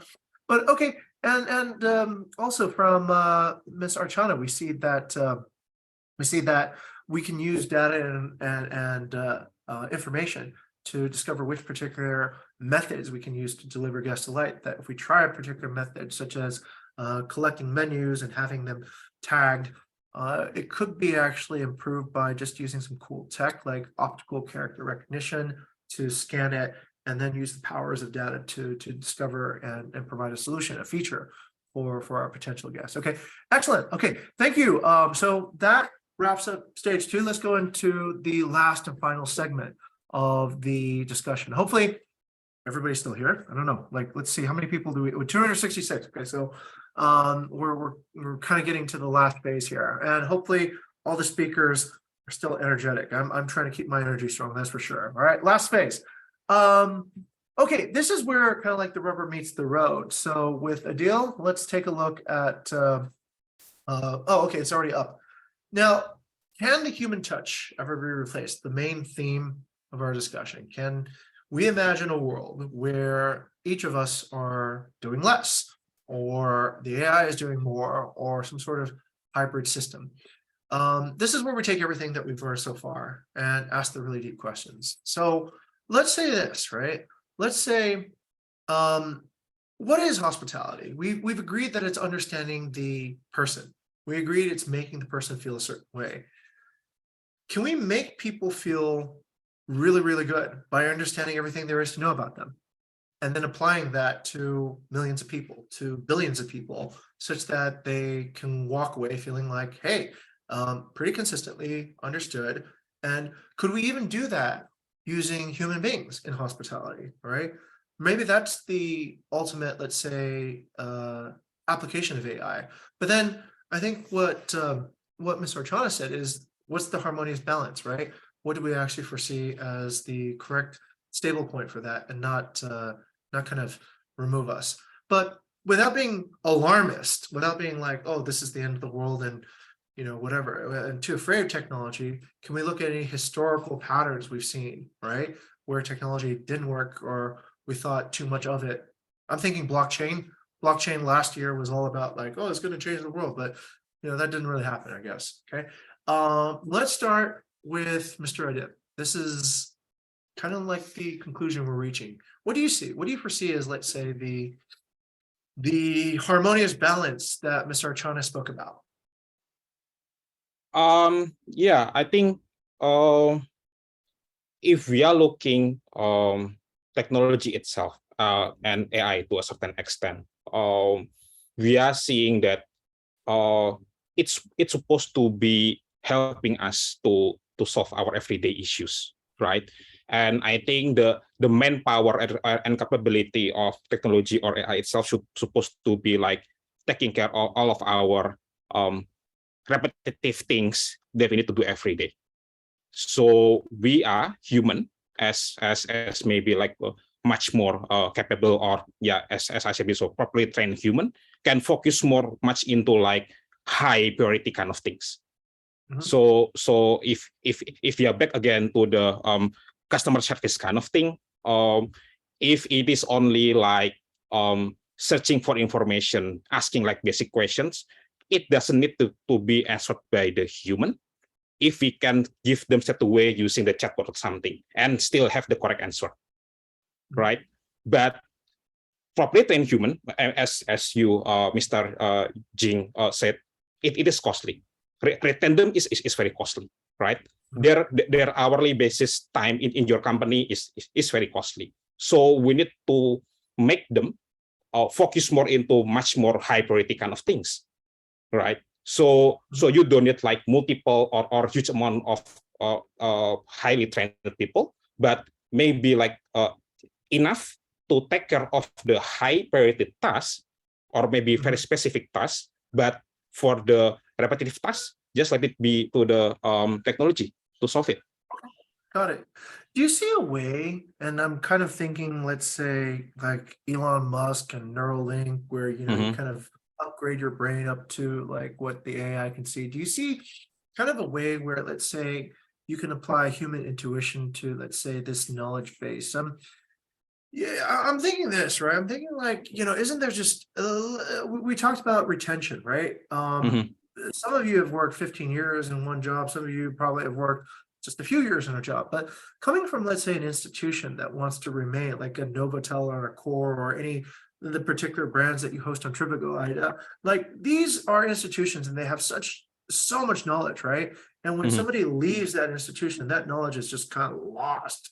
How do you retain that? How do you keep that knowledge back into, let's say, the successor, right? So maybe the successor doesn't have the knowledge, but then the successor can kind of tap into that particular knowledge that's been accumulated to do it. Do you think there's a hybrid form of work where, let's say, or a change in our work style where we have to use AI to actually kind of do our jobs in order to be competitive and effective at it in hospitality?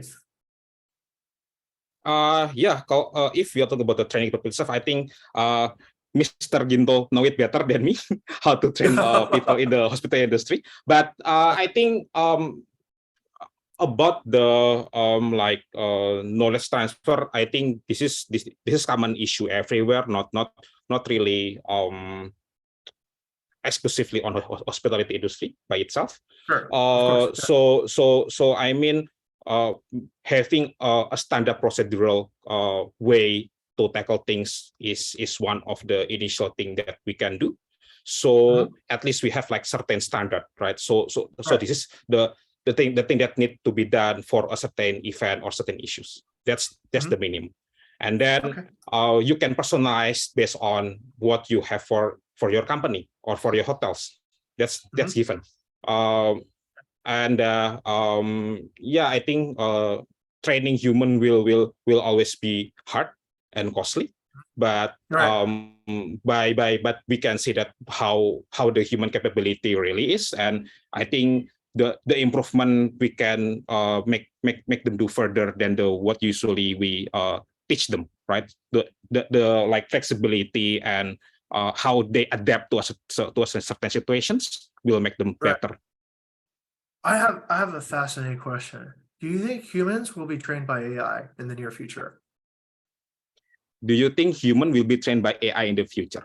Right. So let's say instead of having, we're already beginning to feel this, right? Online classes, quiz from Udemy or wherever, you're already kind of being sort of trained by an AI. Yep.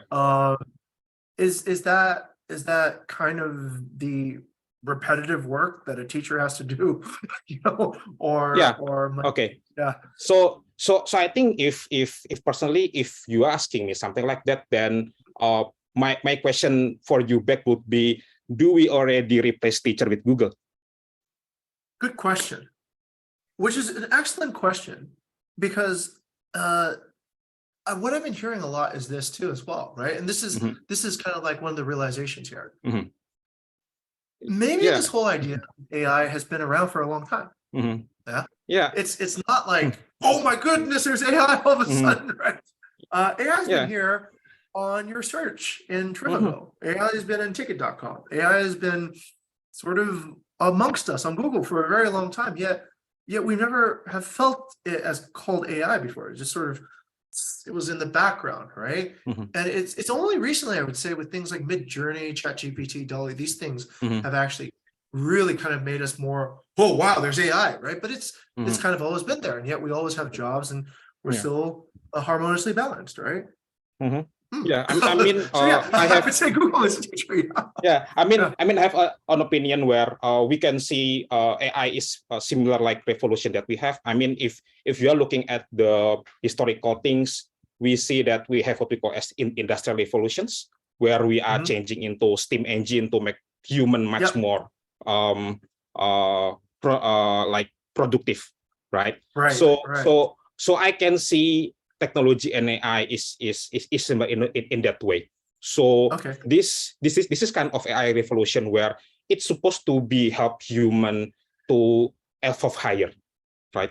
To go faster, to go better. But again, technology AI is just a tools. Then it depends for us to decide to a certain extent what we can do and what we cannot do with this. Excellent. Okay. All right.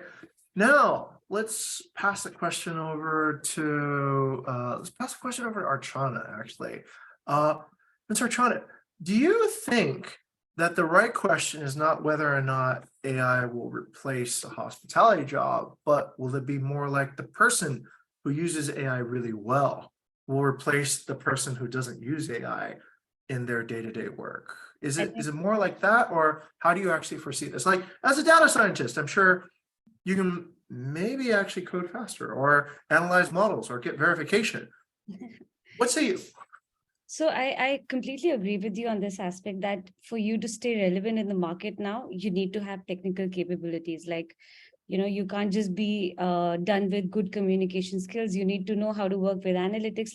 And it's not like you have to be in data science to be working with a basic thing like analytics. You can use analytics in, very basic of the jobs as well.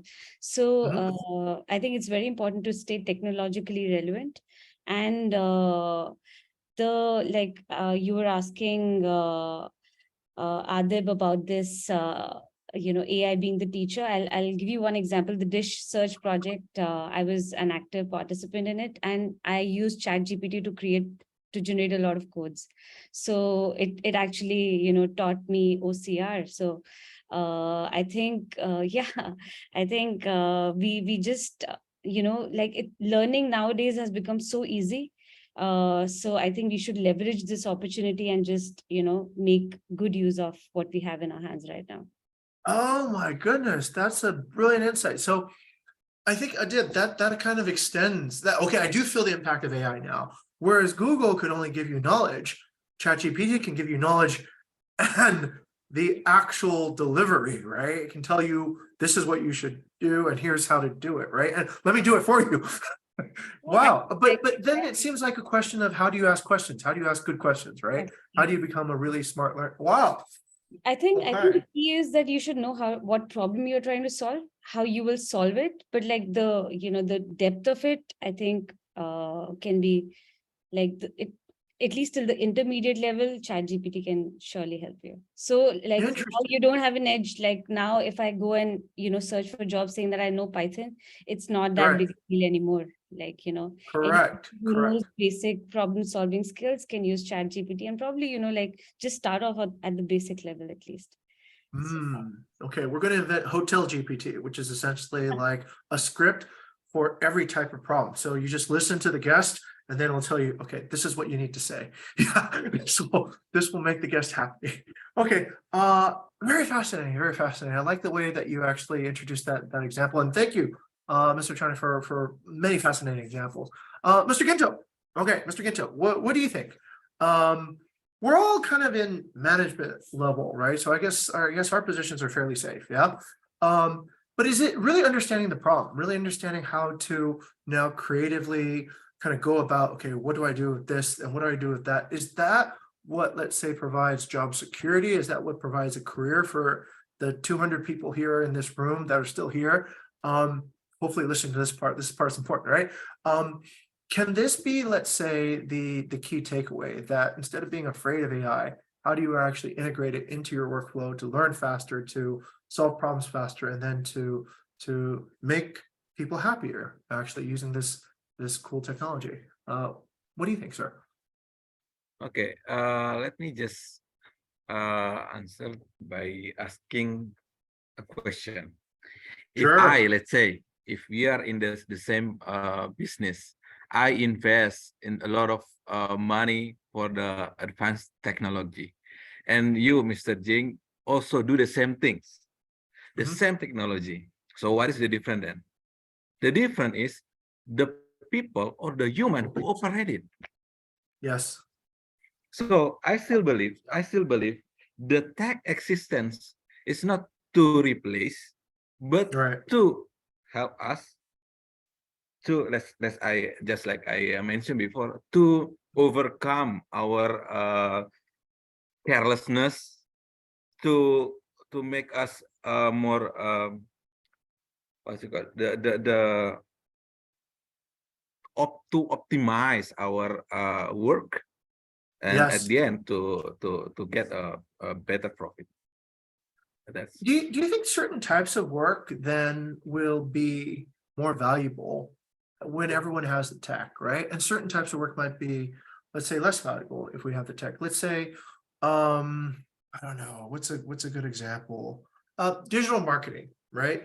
I think when digital marketing first came out in the hospitality industry, it was like a black art. It was like, how do you get this to work? It's just crazy black magic, how you can rank a search page and all this. But now you can literally go and ask questions and get web pages built for you, right? For a certain thing. So in a way, what needed, like, let's say, an entire team, you can do with one person. So is it more important now to actually understand the problem? Is it more important than ever to be a manager and have a managerial mindset, you think? Yeah.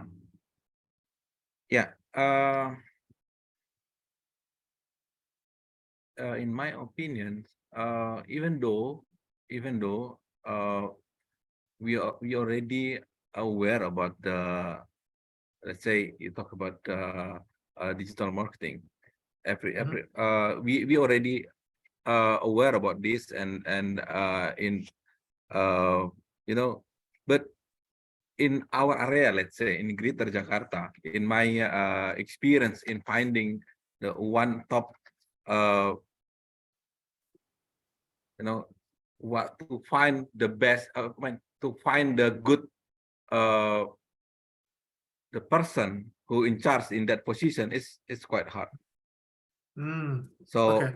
So people finding talent is hard. Yeah. So actually, we are not using that technology as optimum yet. Okay. And I believe friends in this room has still has a very large opportunity and to success in that position. I agree. I agree. Many opportunities in the near future. Okay, let's bring this around to Ida. Miss Ida, Germany. This must be also going on over there. You guys have heard of ChatGPT. What's the future? I mean, it's you talk about these massive data sets, right? And I'm thinking like, all right, machines know how to process it. Machines know how to sort of come out with results. But ultimately, I guess it's who's going to be asking the questions, and how do we actually kind of like decide, okay, what's the human touch actually going to be at that stage? What do you predict is going to happen with, let's say, the workspace in, I don't know, let's say the next 3 years when the students in this room will graduate? Yeah, I think I might be one of rather few pessimistic people. I mean, not pessimistic in that sense, but pessimistic Okay. about the progress of like what the future brings. As somehow I'm thinking like to what extent this hype is overrated, right? Like, so there are a few reasons why I'm saying this. Like in the very first place, I think like simply asking the question if AI can replace the human touch, I think not everything is as black and white as it sounds. So I definitely agree there when you mentioned that maybe we're not going to be replaced by AI, but we might be potentially replaced by the person who knows how to use AI to make the job and like the whole work a lot faster and a lot more effective, right? So as of now, like knowing the information that I know today, I don't think the near future really brings any kind of replacement. So for a couple of reasons. One is, I would say, the data privacy. And what I really mean here is that, I don't know if you have heard about this example from Samsung, where they actually use ChatGPT to deploy something to production with their code. And then they realized that there is a massive bug and that they had to recheck the code and then revert everything in production, right? Like, so yes, of course, there is a ChatGPT who can tell us answers, but I still feel like we need people with technical background to actually be able to check this code. So at this point in time, we cannot rely fully on the ChatGPT and whatever result that is kind of telling us, right? In the second place, I would say it's about the scale and application of it. Of course, most of the people who are currently using ChatGPT, unless I guess you're on a premium version, there are sometimes like that you cannot even actually log in because there is a massive usage capacity that you cannot basically exceed.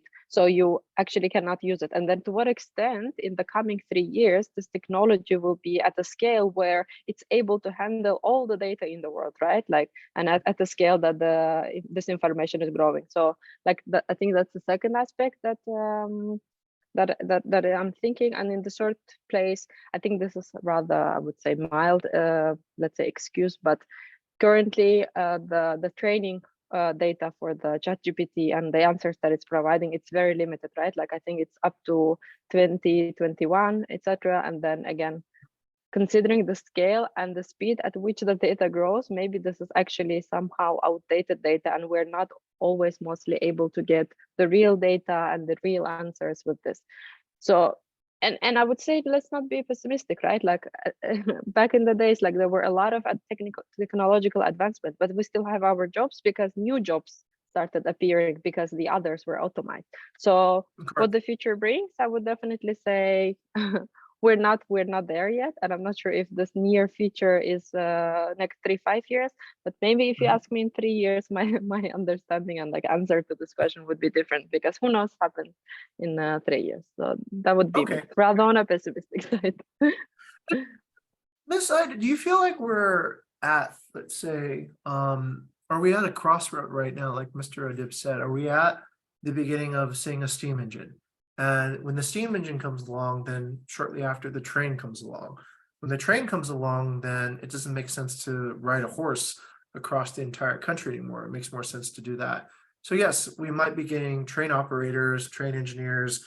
I think the word engineer comes from actually train in the first place. But we might not have as many horsemen anymore. We might not have as many horsewomen anymore, actually. Is that this moment right now in history, you think? Or is it somewhere else? Or what do you feel? Yeah, I would say so. Like, at least in my memory, maybe like not such a long memory, but in my memory, at least, I haven't been to a point where basically the advancement in technology was to the level where people were actually thinking about like all this kind of replacements and stuff, right? Like, so yes, I would say we're at the crossroads, but this crossroad is like very far away from us deciding like what the future eventually brings, I would say.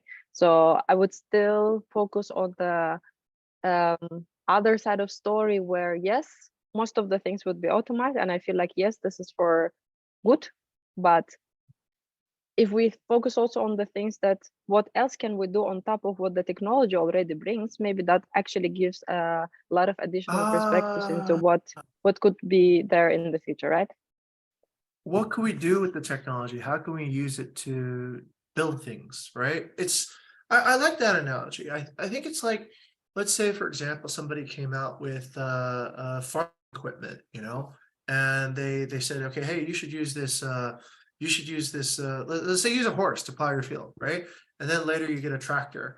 And then later you use kind of like, a bigger tractor. So yeah, it seems like, yeah, it actually is, I can feed more people, right? What's the end benefit deliver through this particular use of technology? Okay, fascinating. Okay, Furkan, how much time do we have? I think we should wrap up, and I think we should give the floor first to Miss Amanda to conclude, and after that Yes. we can close the discussion. Okay. All right, Amanda, I guess you're going to be the anchor person here now. So, Okay. all right. What do you think? I mean, you've had a career, a journey through hospitality. You live in Bali. This is one of the probably fastest changing markets in the world in terms of its exposure to tourism, in terms of kind of like the chaos and good things that can happen, right? I don't know if you were there when the hotel was surrounded by rice paddies, but anyways, I think you might have seen a lot of these things happen along your career path. So does this one feel different? Does this one feel like it's going to just be another wave, like maybe I don't know, Pokemon Go, or like, the spinner thing, or even the pandemic was just 2 years, right? Or is this something really that's a long-term disruption? Is this going to change the way that we work? Is this going to change what students should study? Is this going to change like the course of the industry? And you're going to come back and say, well, this is the moment everything changed, right? What do you think? I think if we are talking about the AI and also technology, we can also refer back when we are hit by the COVID, because when I think around 2019, we already implement some of the technology, and we are really eager to implement all those things in our life, and we are very eager to check on our mobile phone every time, or check on our laptop or our PC anytime, every time, and anywhere. So, but when the pandemic hit in 2020, for the first month, everybody feels, yay, finally we are staying at home. We can check on our mobile phone for 24 hours. And for the third month, it's still okay. But after 6 months, people is already getting bored, and they are trying to look for the real human interactions. So, Wow. for example, Okay. they are using Zoom, or they are using any digital platform, but they are trying to look for the human interaction. So I think I agree with Ada. This is very the early stage of the AI implementations. We cannot see the futures, how the AI can help us, or maybe they can replace us. But at the moment, I think the AI cannot change the way people interact with the others. I think that's a really good point, and thank you for referring. Can't change the way we human. We be human. Okay, all right. I'm just gonna put that down in a quick note there. I think that's such a wonderful idea to actually conclude this discussion on. That we've had this experience before. We've had, let's say, our overdose of technology. We've had as much technology as we can consume. Yet somehow we chose to go back. We chose to engage with people in real ways. We chose to do webinars instead of talk to our machines all day and say, "Hey Google," or Siri, or whatever it could be. And this, I think, is the essence of what makes us human. Oh, my Google device just went off when I said that. I think this is actually one of the most important places to talk about AI, because hospitality at its essence is the human touch. Hospitality as its essence is how we make people feel. And I think this is why this particular discussion has attracted the audience and the speakers that it has today. Because if let's say this intersection between technology and industry is going to have the most amount of drama, it probably will be in an industry like ours. It probably will be in an industry where for as long as people can remember, people are serving people to deliver these delightful experiences, and people want to meet people to experience hospitality and culture and the feeling of travel. So, okay, I guess, Furkan, it's time for the conclusion. So hopefully we all feel, I think, a bit on a journey ourselves.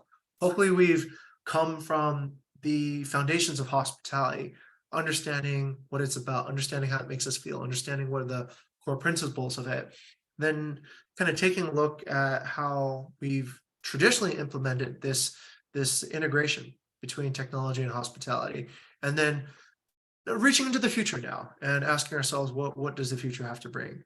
I think the clear parts are essentially the human touch will never be replaced. It will always essentially be kind of the core part of hospitality, but we can enhance the hospitality experience by reducing carelessness, by being more knowledgeable about our particular users, about our guests, by being also aware of how we can use insights and data to form better products and remain as an available channel through each technological progression to just get that information and get that choice back to our guests, and through, I guess, the magic of competition, elevate the standards of hospitality for all of us.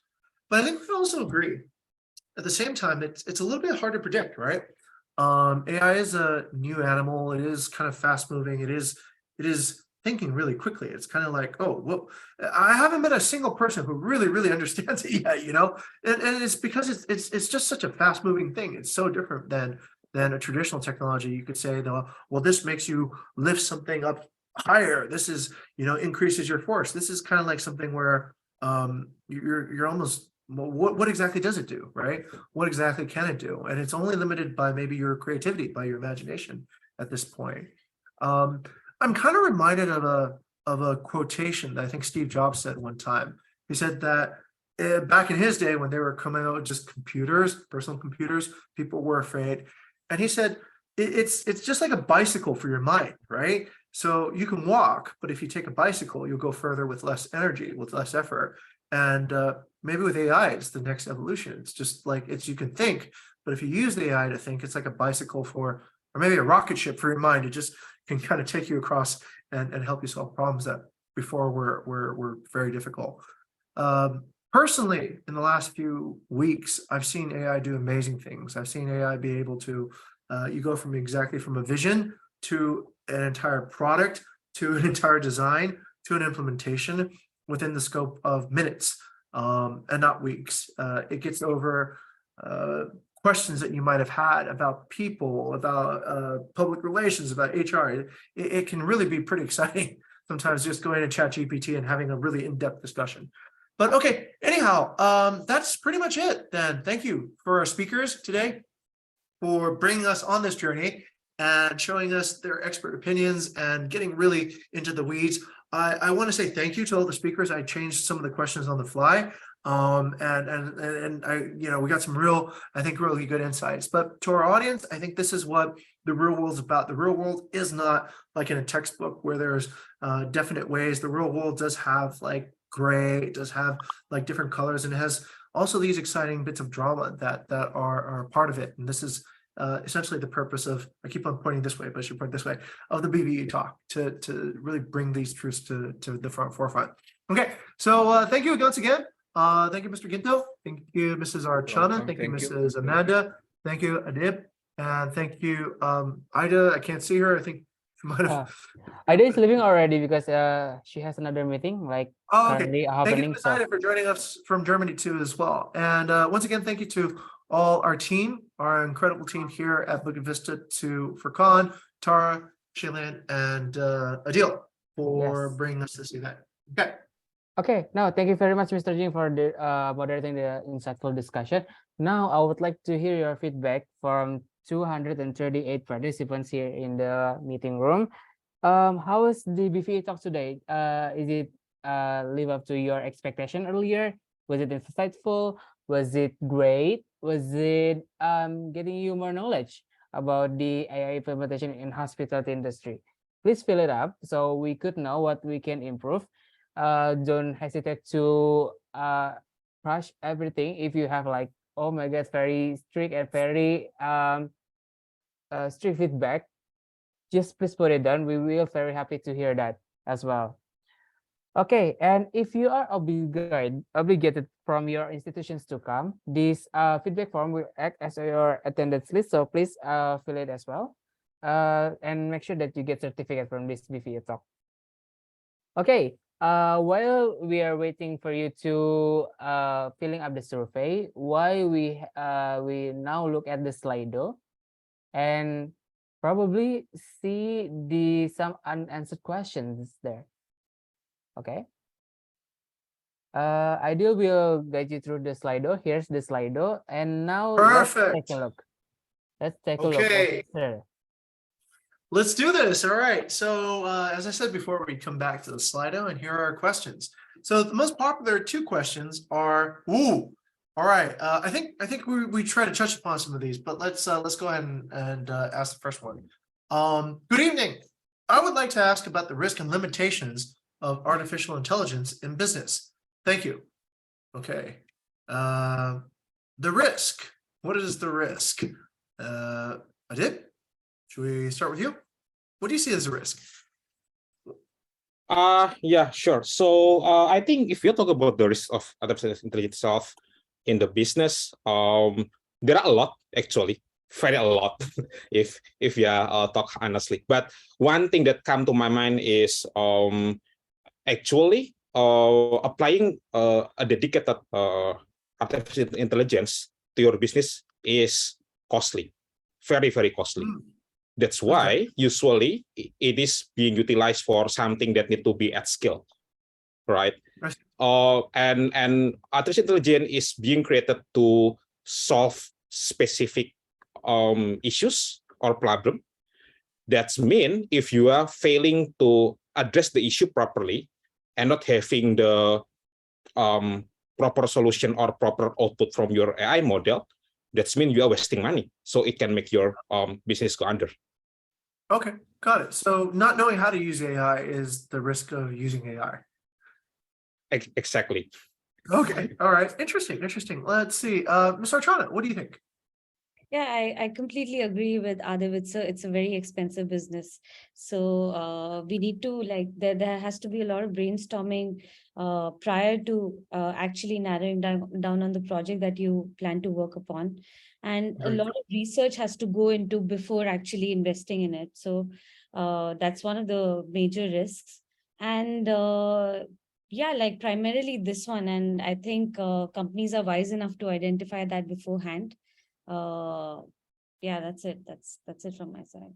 Okay, fantastic. Any of our speakers want to contribute to this first question?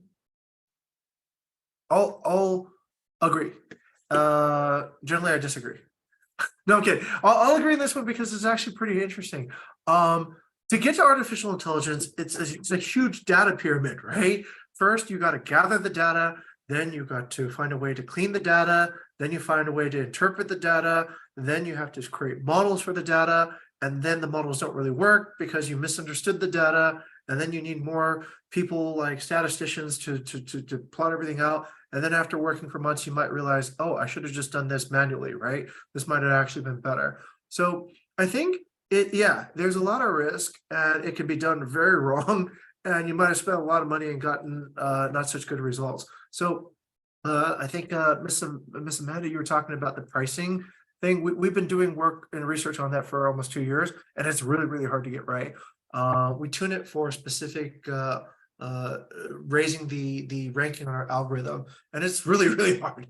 So yes, trying to use artificial intelligence, machine learning for a business can be very risky and very expensive if you don't know what you're doing, which is also hard to know what you're doing. You're kind of doing something that's, okay. Let's go to the next one. What are the negative impacts of IT in tourism? For that, I'll go to Mr. Ginto.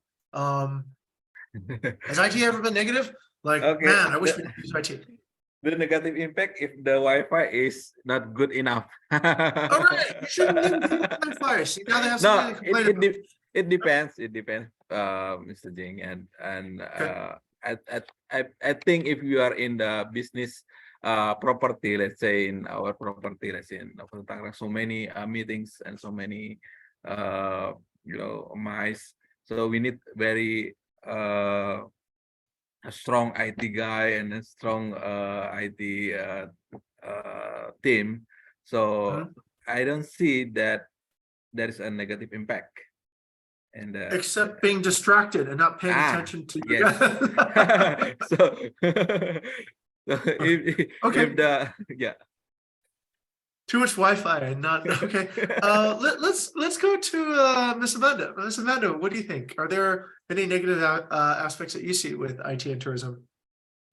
For the negative impact, I can also get an example from my previous company, because in my previous company, they are trying to implement the Google Nest in every guest room. Oh, wow. To reduce the they are touching for the remote control or turn on the AC, something like that. So annoying. That would be But not smart. everyone as tech savvy as the teams, right? So for example, we have the elder generation who doesn't know how to speak with the Google, and they just There is a say, problem. hello, and no answer from the Google. So that's, I think, the negative impact, because we need to have the similar understanding for every guest who are coming to our hotel. That's amazing. That's moving the button. You see, once you move the button from the remote control to the Google Nest, people don't know how to turn off their AC anymore. So I've always found that that's the weakest part of a room, is the remote control for the AC. It is really annoying. The batteries are out and doesn't turn on, or it doesn't get the line of sight. Yeah, that's something that could really use a technology like disruption and innovation there. Okay, we got maybe a few minutes for the last one. Thank you, Mohammed Rizki. Oh, this is okay. Which is better? Minimize cost by creating AI to change and replace hospitality people, or AI to accompany hospitality human jobs? All right. Ms. Archana, would you like to give that a shot? That's a. I'm trying to figure out the question. Minimize cost by creating change and replace. Kind of tied to the first question, I guess. I think we use AI to accomplish hospitality. Like, I think I'll just communicate what the gist of it is. I think we need to use AI to empower us, like, Yes. like how everybody has highlighted in this discussion, like do all the tasks that we usually find boring and Yep. utilize ourselves to do, better jobs and all in all, like growing the business, scaling the business, and not settling for the mundane. So that's what Okay. AI is to. Excellent, excellent. Okay, very good. All right, back to you, Furkan. Okay, thank you very much, Mr. Jing, for the Q&A session. Now, I believe we can go to the presentation, the main presentation there on the BVE Talk slide. And let's see what we have after this. I believe after this, we will have a thank you very much for coming to the BVE Talk, because we officially conclude our discussion for tonight.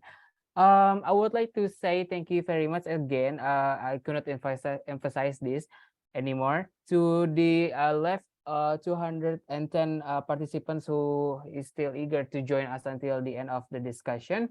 And I think without any further ado, let's take before let's taking the screenshot for documentation. I would like to next slide, please. I would like to give a shout out to our host for organizing this event, from Adil, who being the email marketer, from Shalin to doing the social media, and also to Tara for engaging with the organizations, and also Ola for doing this beautiful designs for the presentation and other design related thing in this event. Now, before closing to the documentation, I would like to, because we are talking about AI right now. Next slide, please.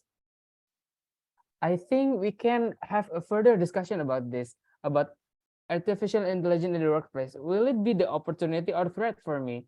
Because we've been covering the hospitality industry in general. Like, okay, now how is it the implementation in the workplace? Because you know that artificial intelligence is being placed in, can be everything. It can be in the marketing, it can be in the human resource, it can be in digital marketing. So there's so many implementation about artificial intelligence in the workplace. So let's dig further in the BVE Talk 20-second about this. Okay, I think that's all from me. Now we can shut the screen. We can now shut the screen, and let's have a documentation session right now. Okay, so that means everybody needs to turn on their camera so that we know you're a real human and not AI. That's correct. That's correct. Okay, I guess 200 participants now can open the camera, and also I think we need to unpin these speakers. Kasharin, could you help me to do that, to unpin the speakers so other participants can be checked as well in the screen? Okay, nice. Adil, please take over for the screenshot. Okay, let's just wait a couple of more seconds for all the participants. Want to see your lovely faces for this screenshot. Hey, look, it's Thea. I recognize a few people. Hey, Thea, what's up? Rosanti, Munes, Mohammed. Okay. Gideon, thank you. Luella. Wow. Okay. I you know, when you do these events, if you're a speaker, you're pretty sure you're here, but if you can't see the rest of the room, we talked about being nervous before. Sometimes I'm like, am I just here by myself? I'm just kind of talking to the speakers. When you're in the actual room, you know everyone's there, right? So yeah. Okay, but let's see everyone's faces. I showed you my face, so you got to show us yours. Is that fair deal? Yeah. I hope so. I hope people will be okay. I would like to see Mr. Jing's face, so it's a threat. Here's a close up. Okay, Adil, are you ready for the screenshot? Yeah, sure. We can start the screenshot. Okay, everyone. Get prepared for your best poses. 3, 2, 1. Okay. Let's do another one. Maybe this for BVE Talk. For the V. Nice. Okay. 1, 2, 3. All right, cool. Yeah, that covers most of it. Okay, thank you very much, Adil. And by now, I guess we can conclude the discussion. We usually have this breakout session with the speakers, but I believe because it is night already and we will I believe the speakers will have time to rest as well. So we do not provide that in this session. Probably on the next discussion, we will have the breakout session with the speakers and also have a quick chat. So thank you very much. Since Adil has done the documentation, then we are fully and officially closed. And thank you very much for coming to the BVE talk, and see you around on the next one. Thank you All very much. right. everyone, Thank you for to our coming. speakers. Thank you to Thank our you so much, brilliant Mr. audience. Thank you. Thank you. Thank you, everyone. And everyone. have a good All night. right. See you Good guys. See you guys at the night. next BVE talk. Thank you all. Bye-bye. Thank you. Thank Thank you, Adib. Thank you, Amanda. Thank you, Furkan. Thank you,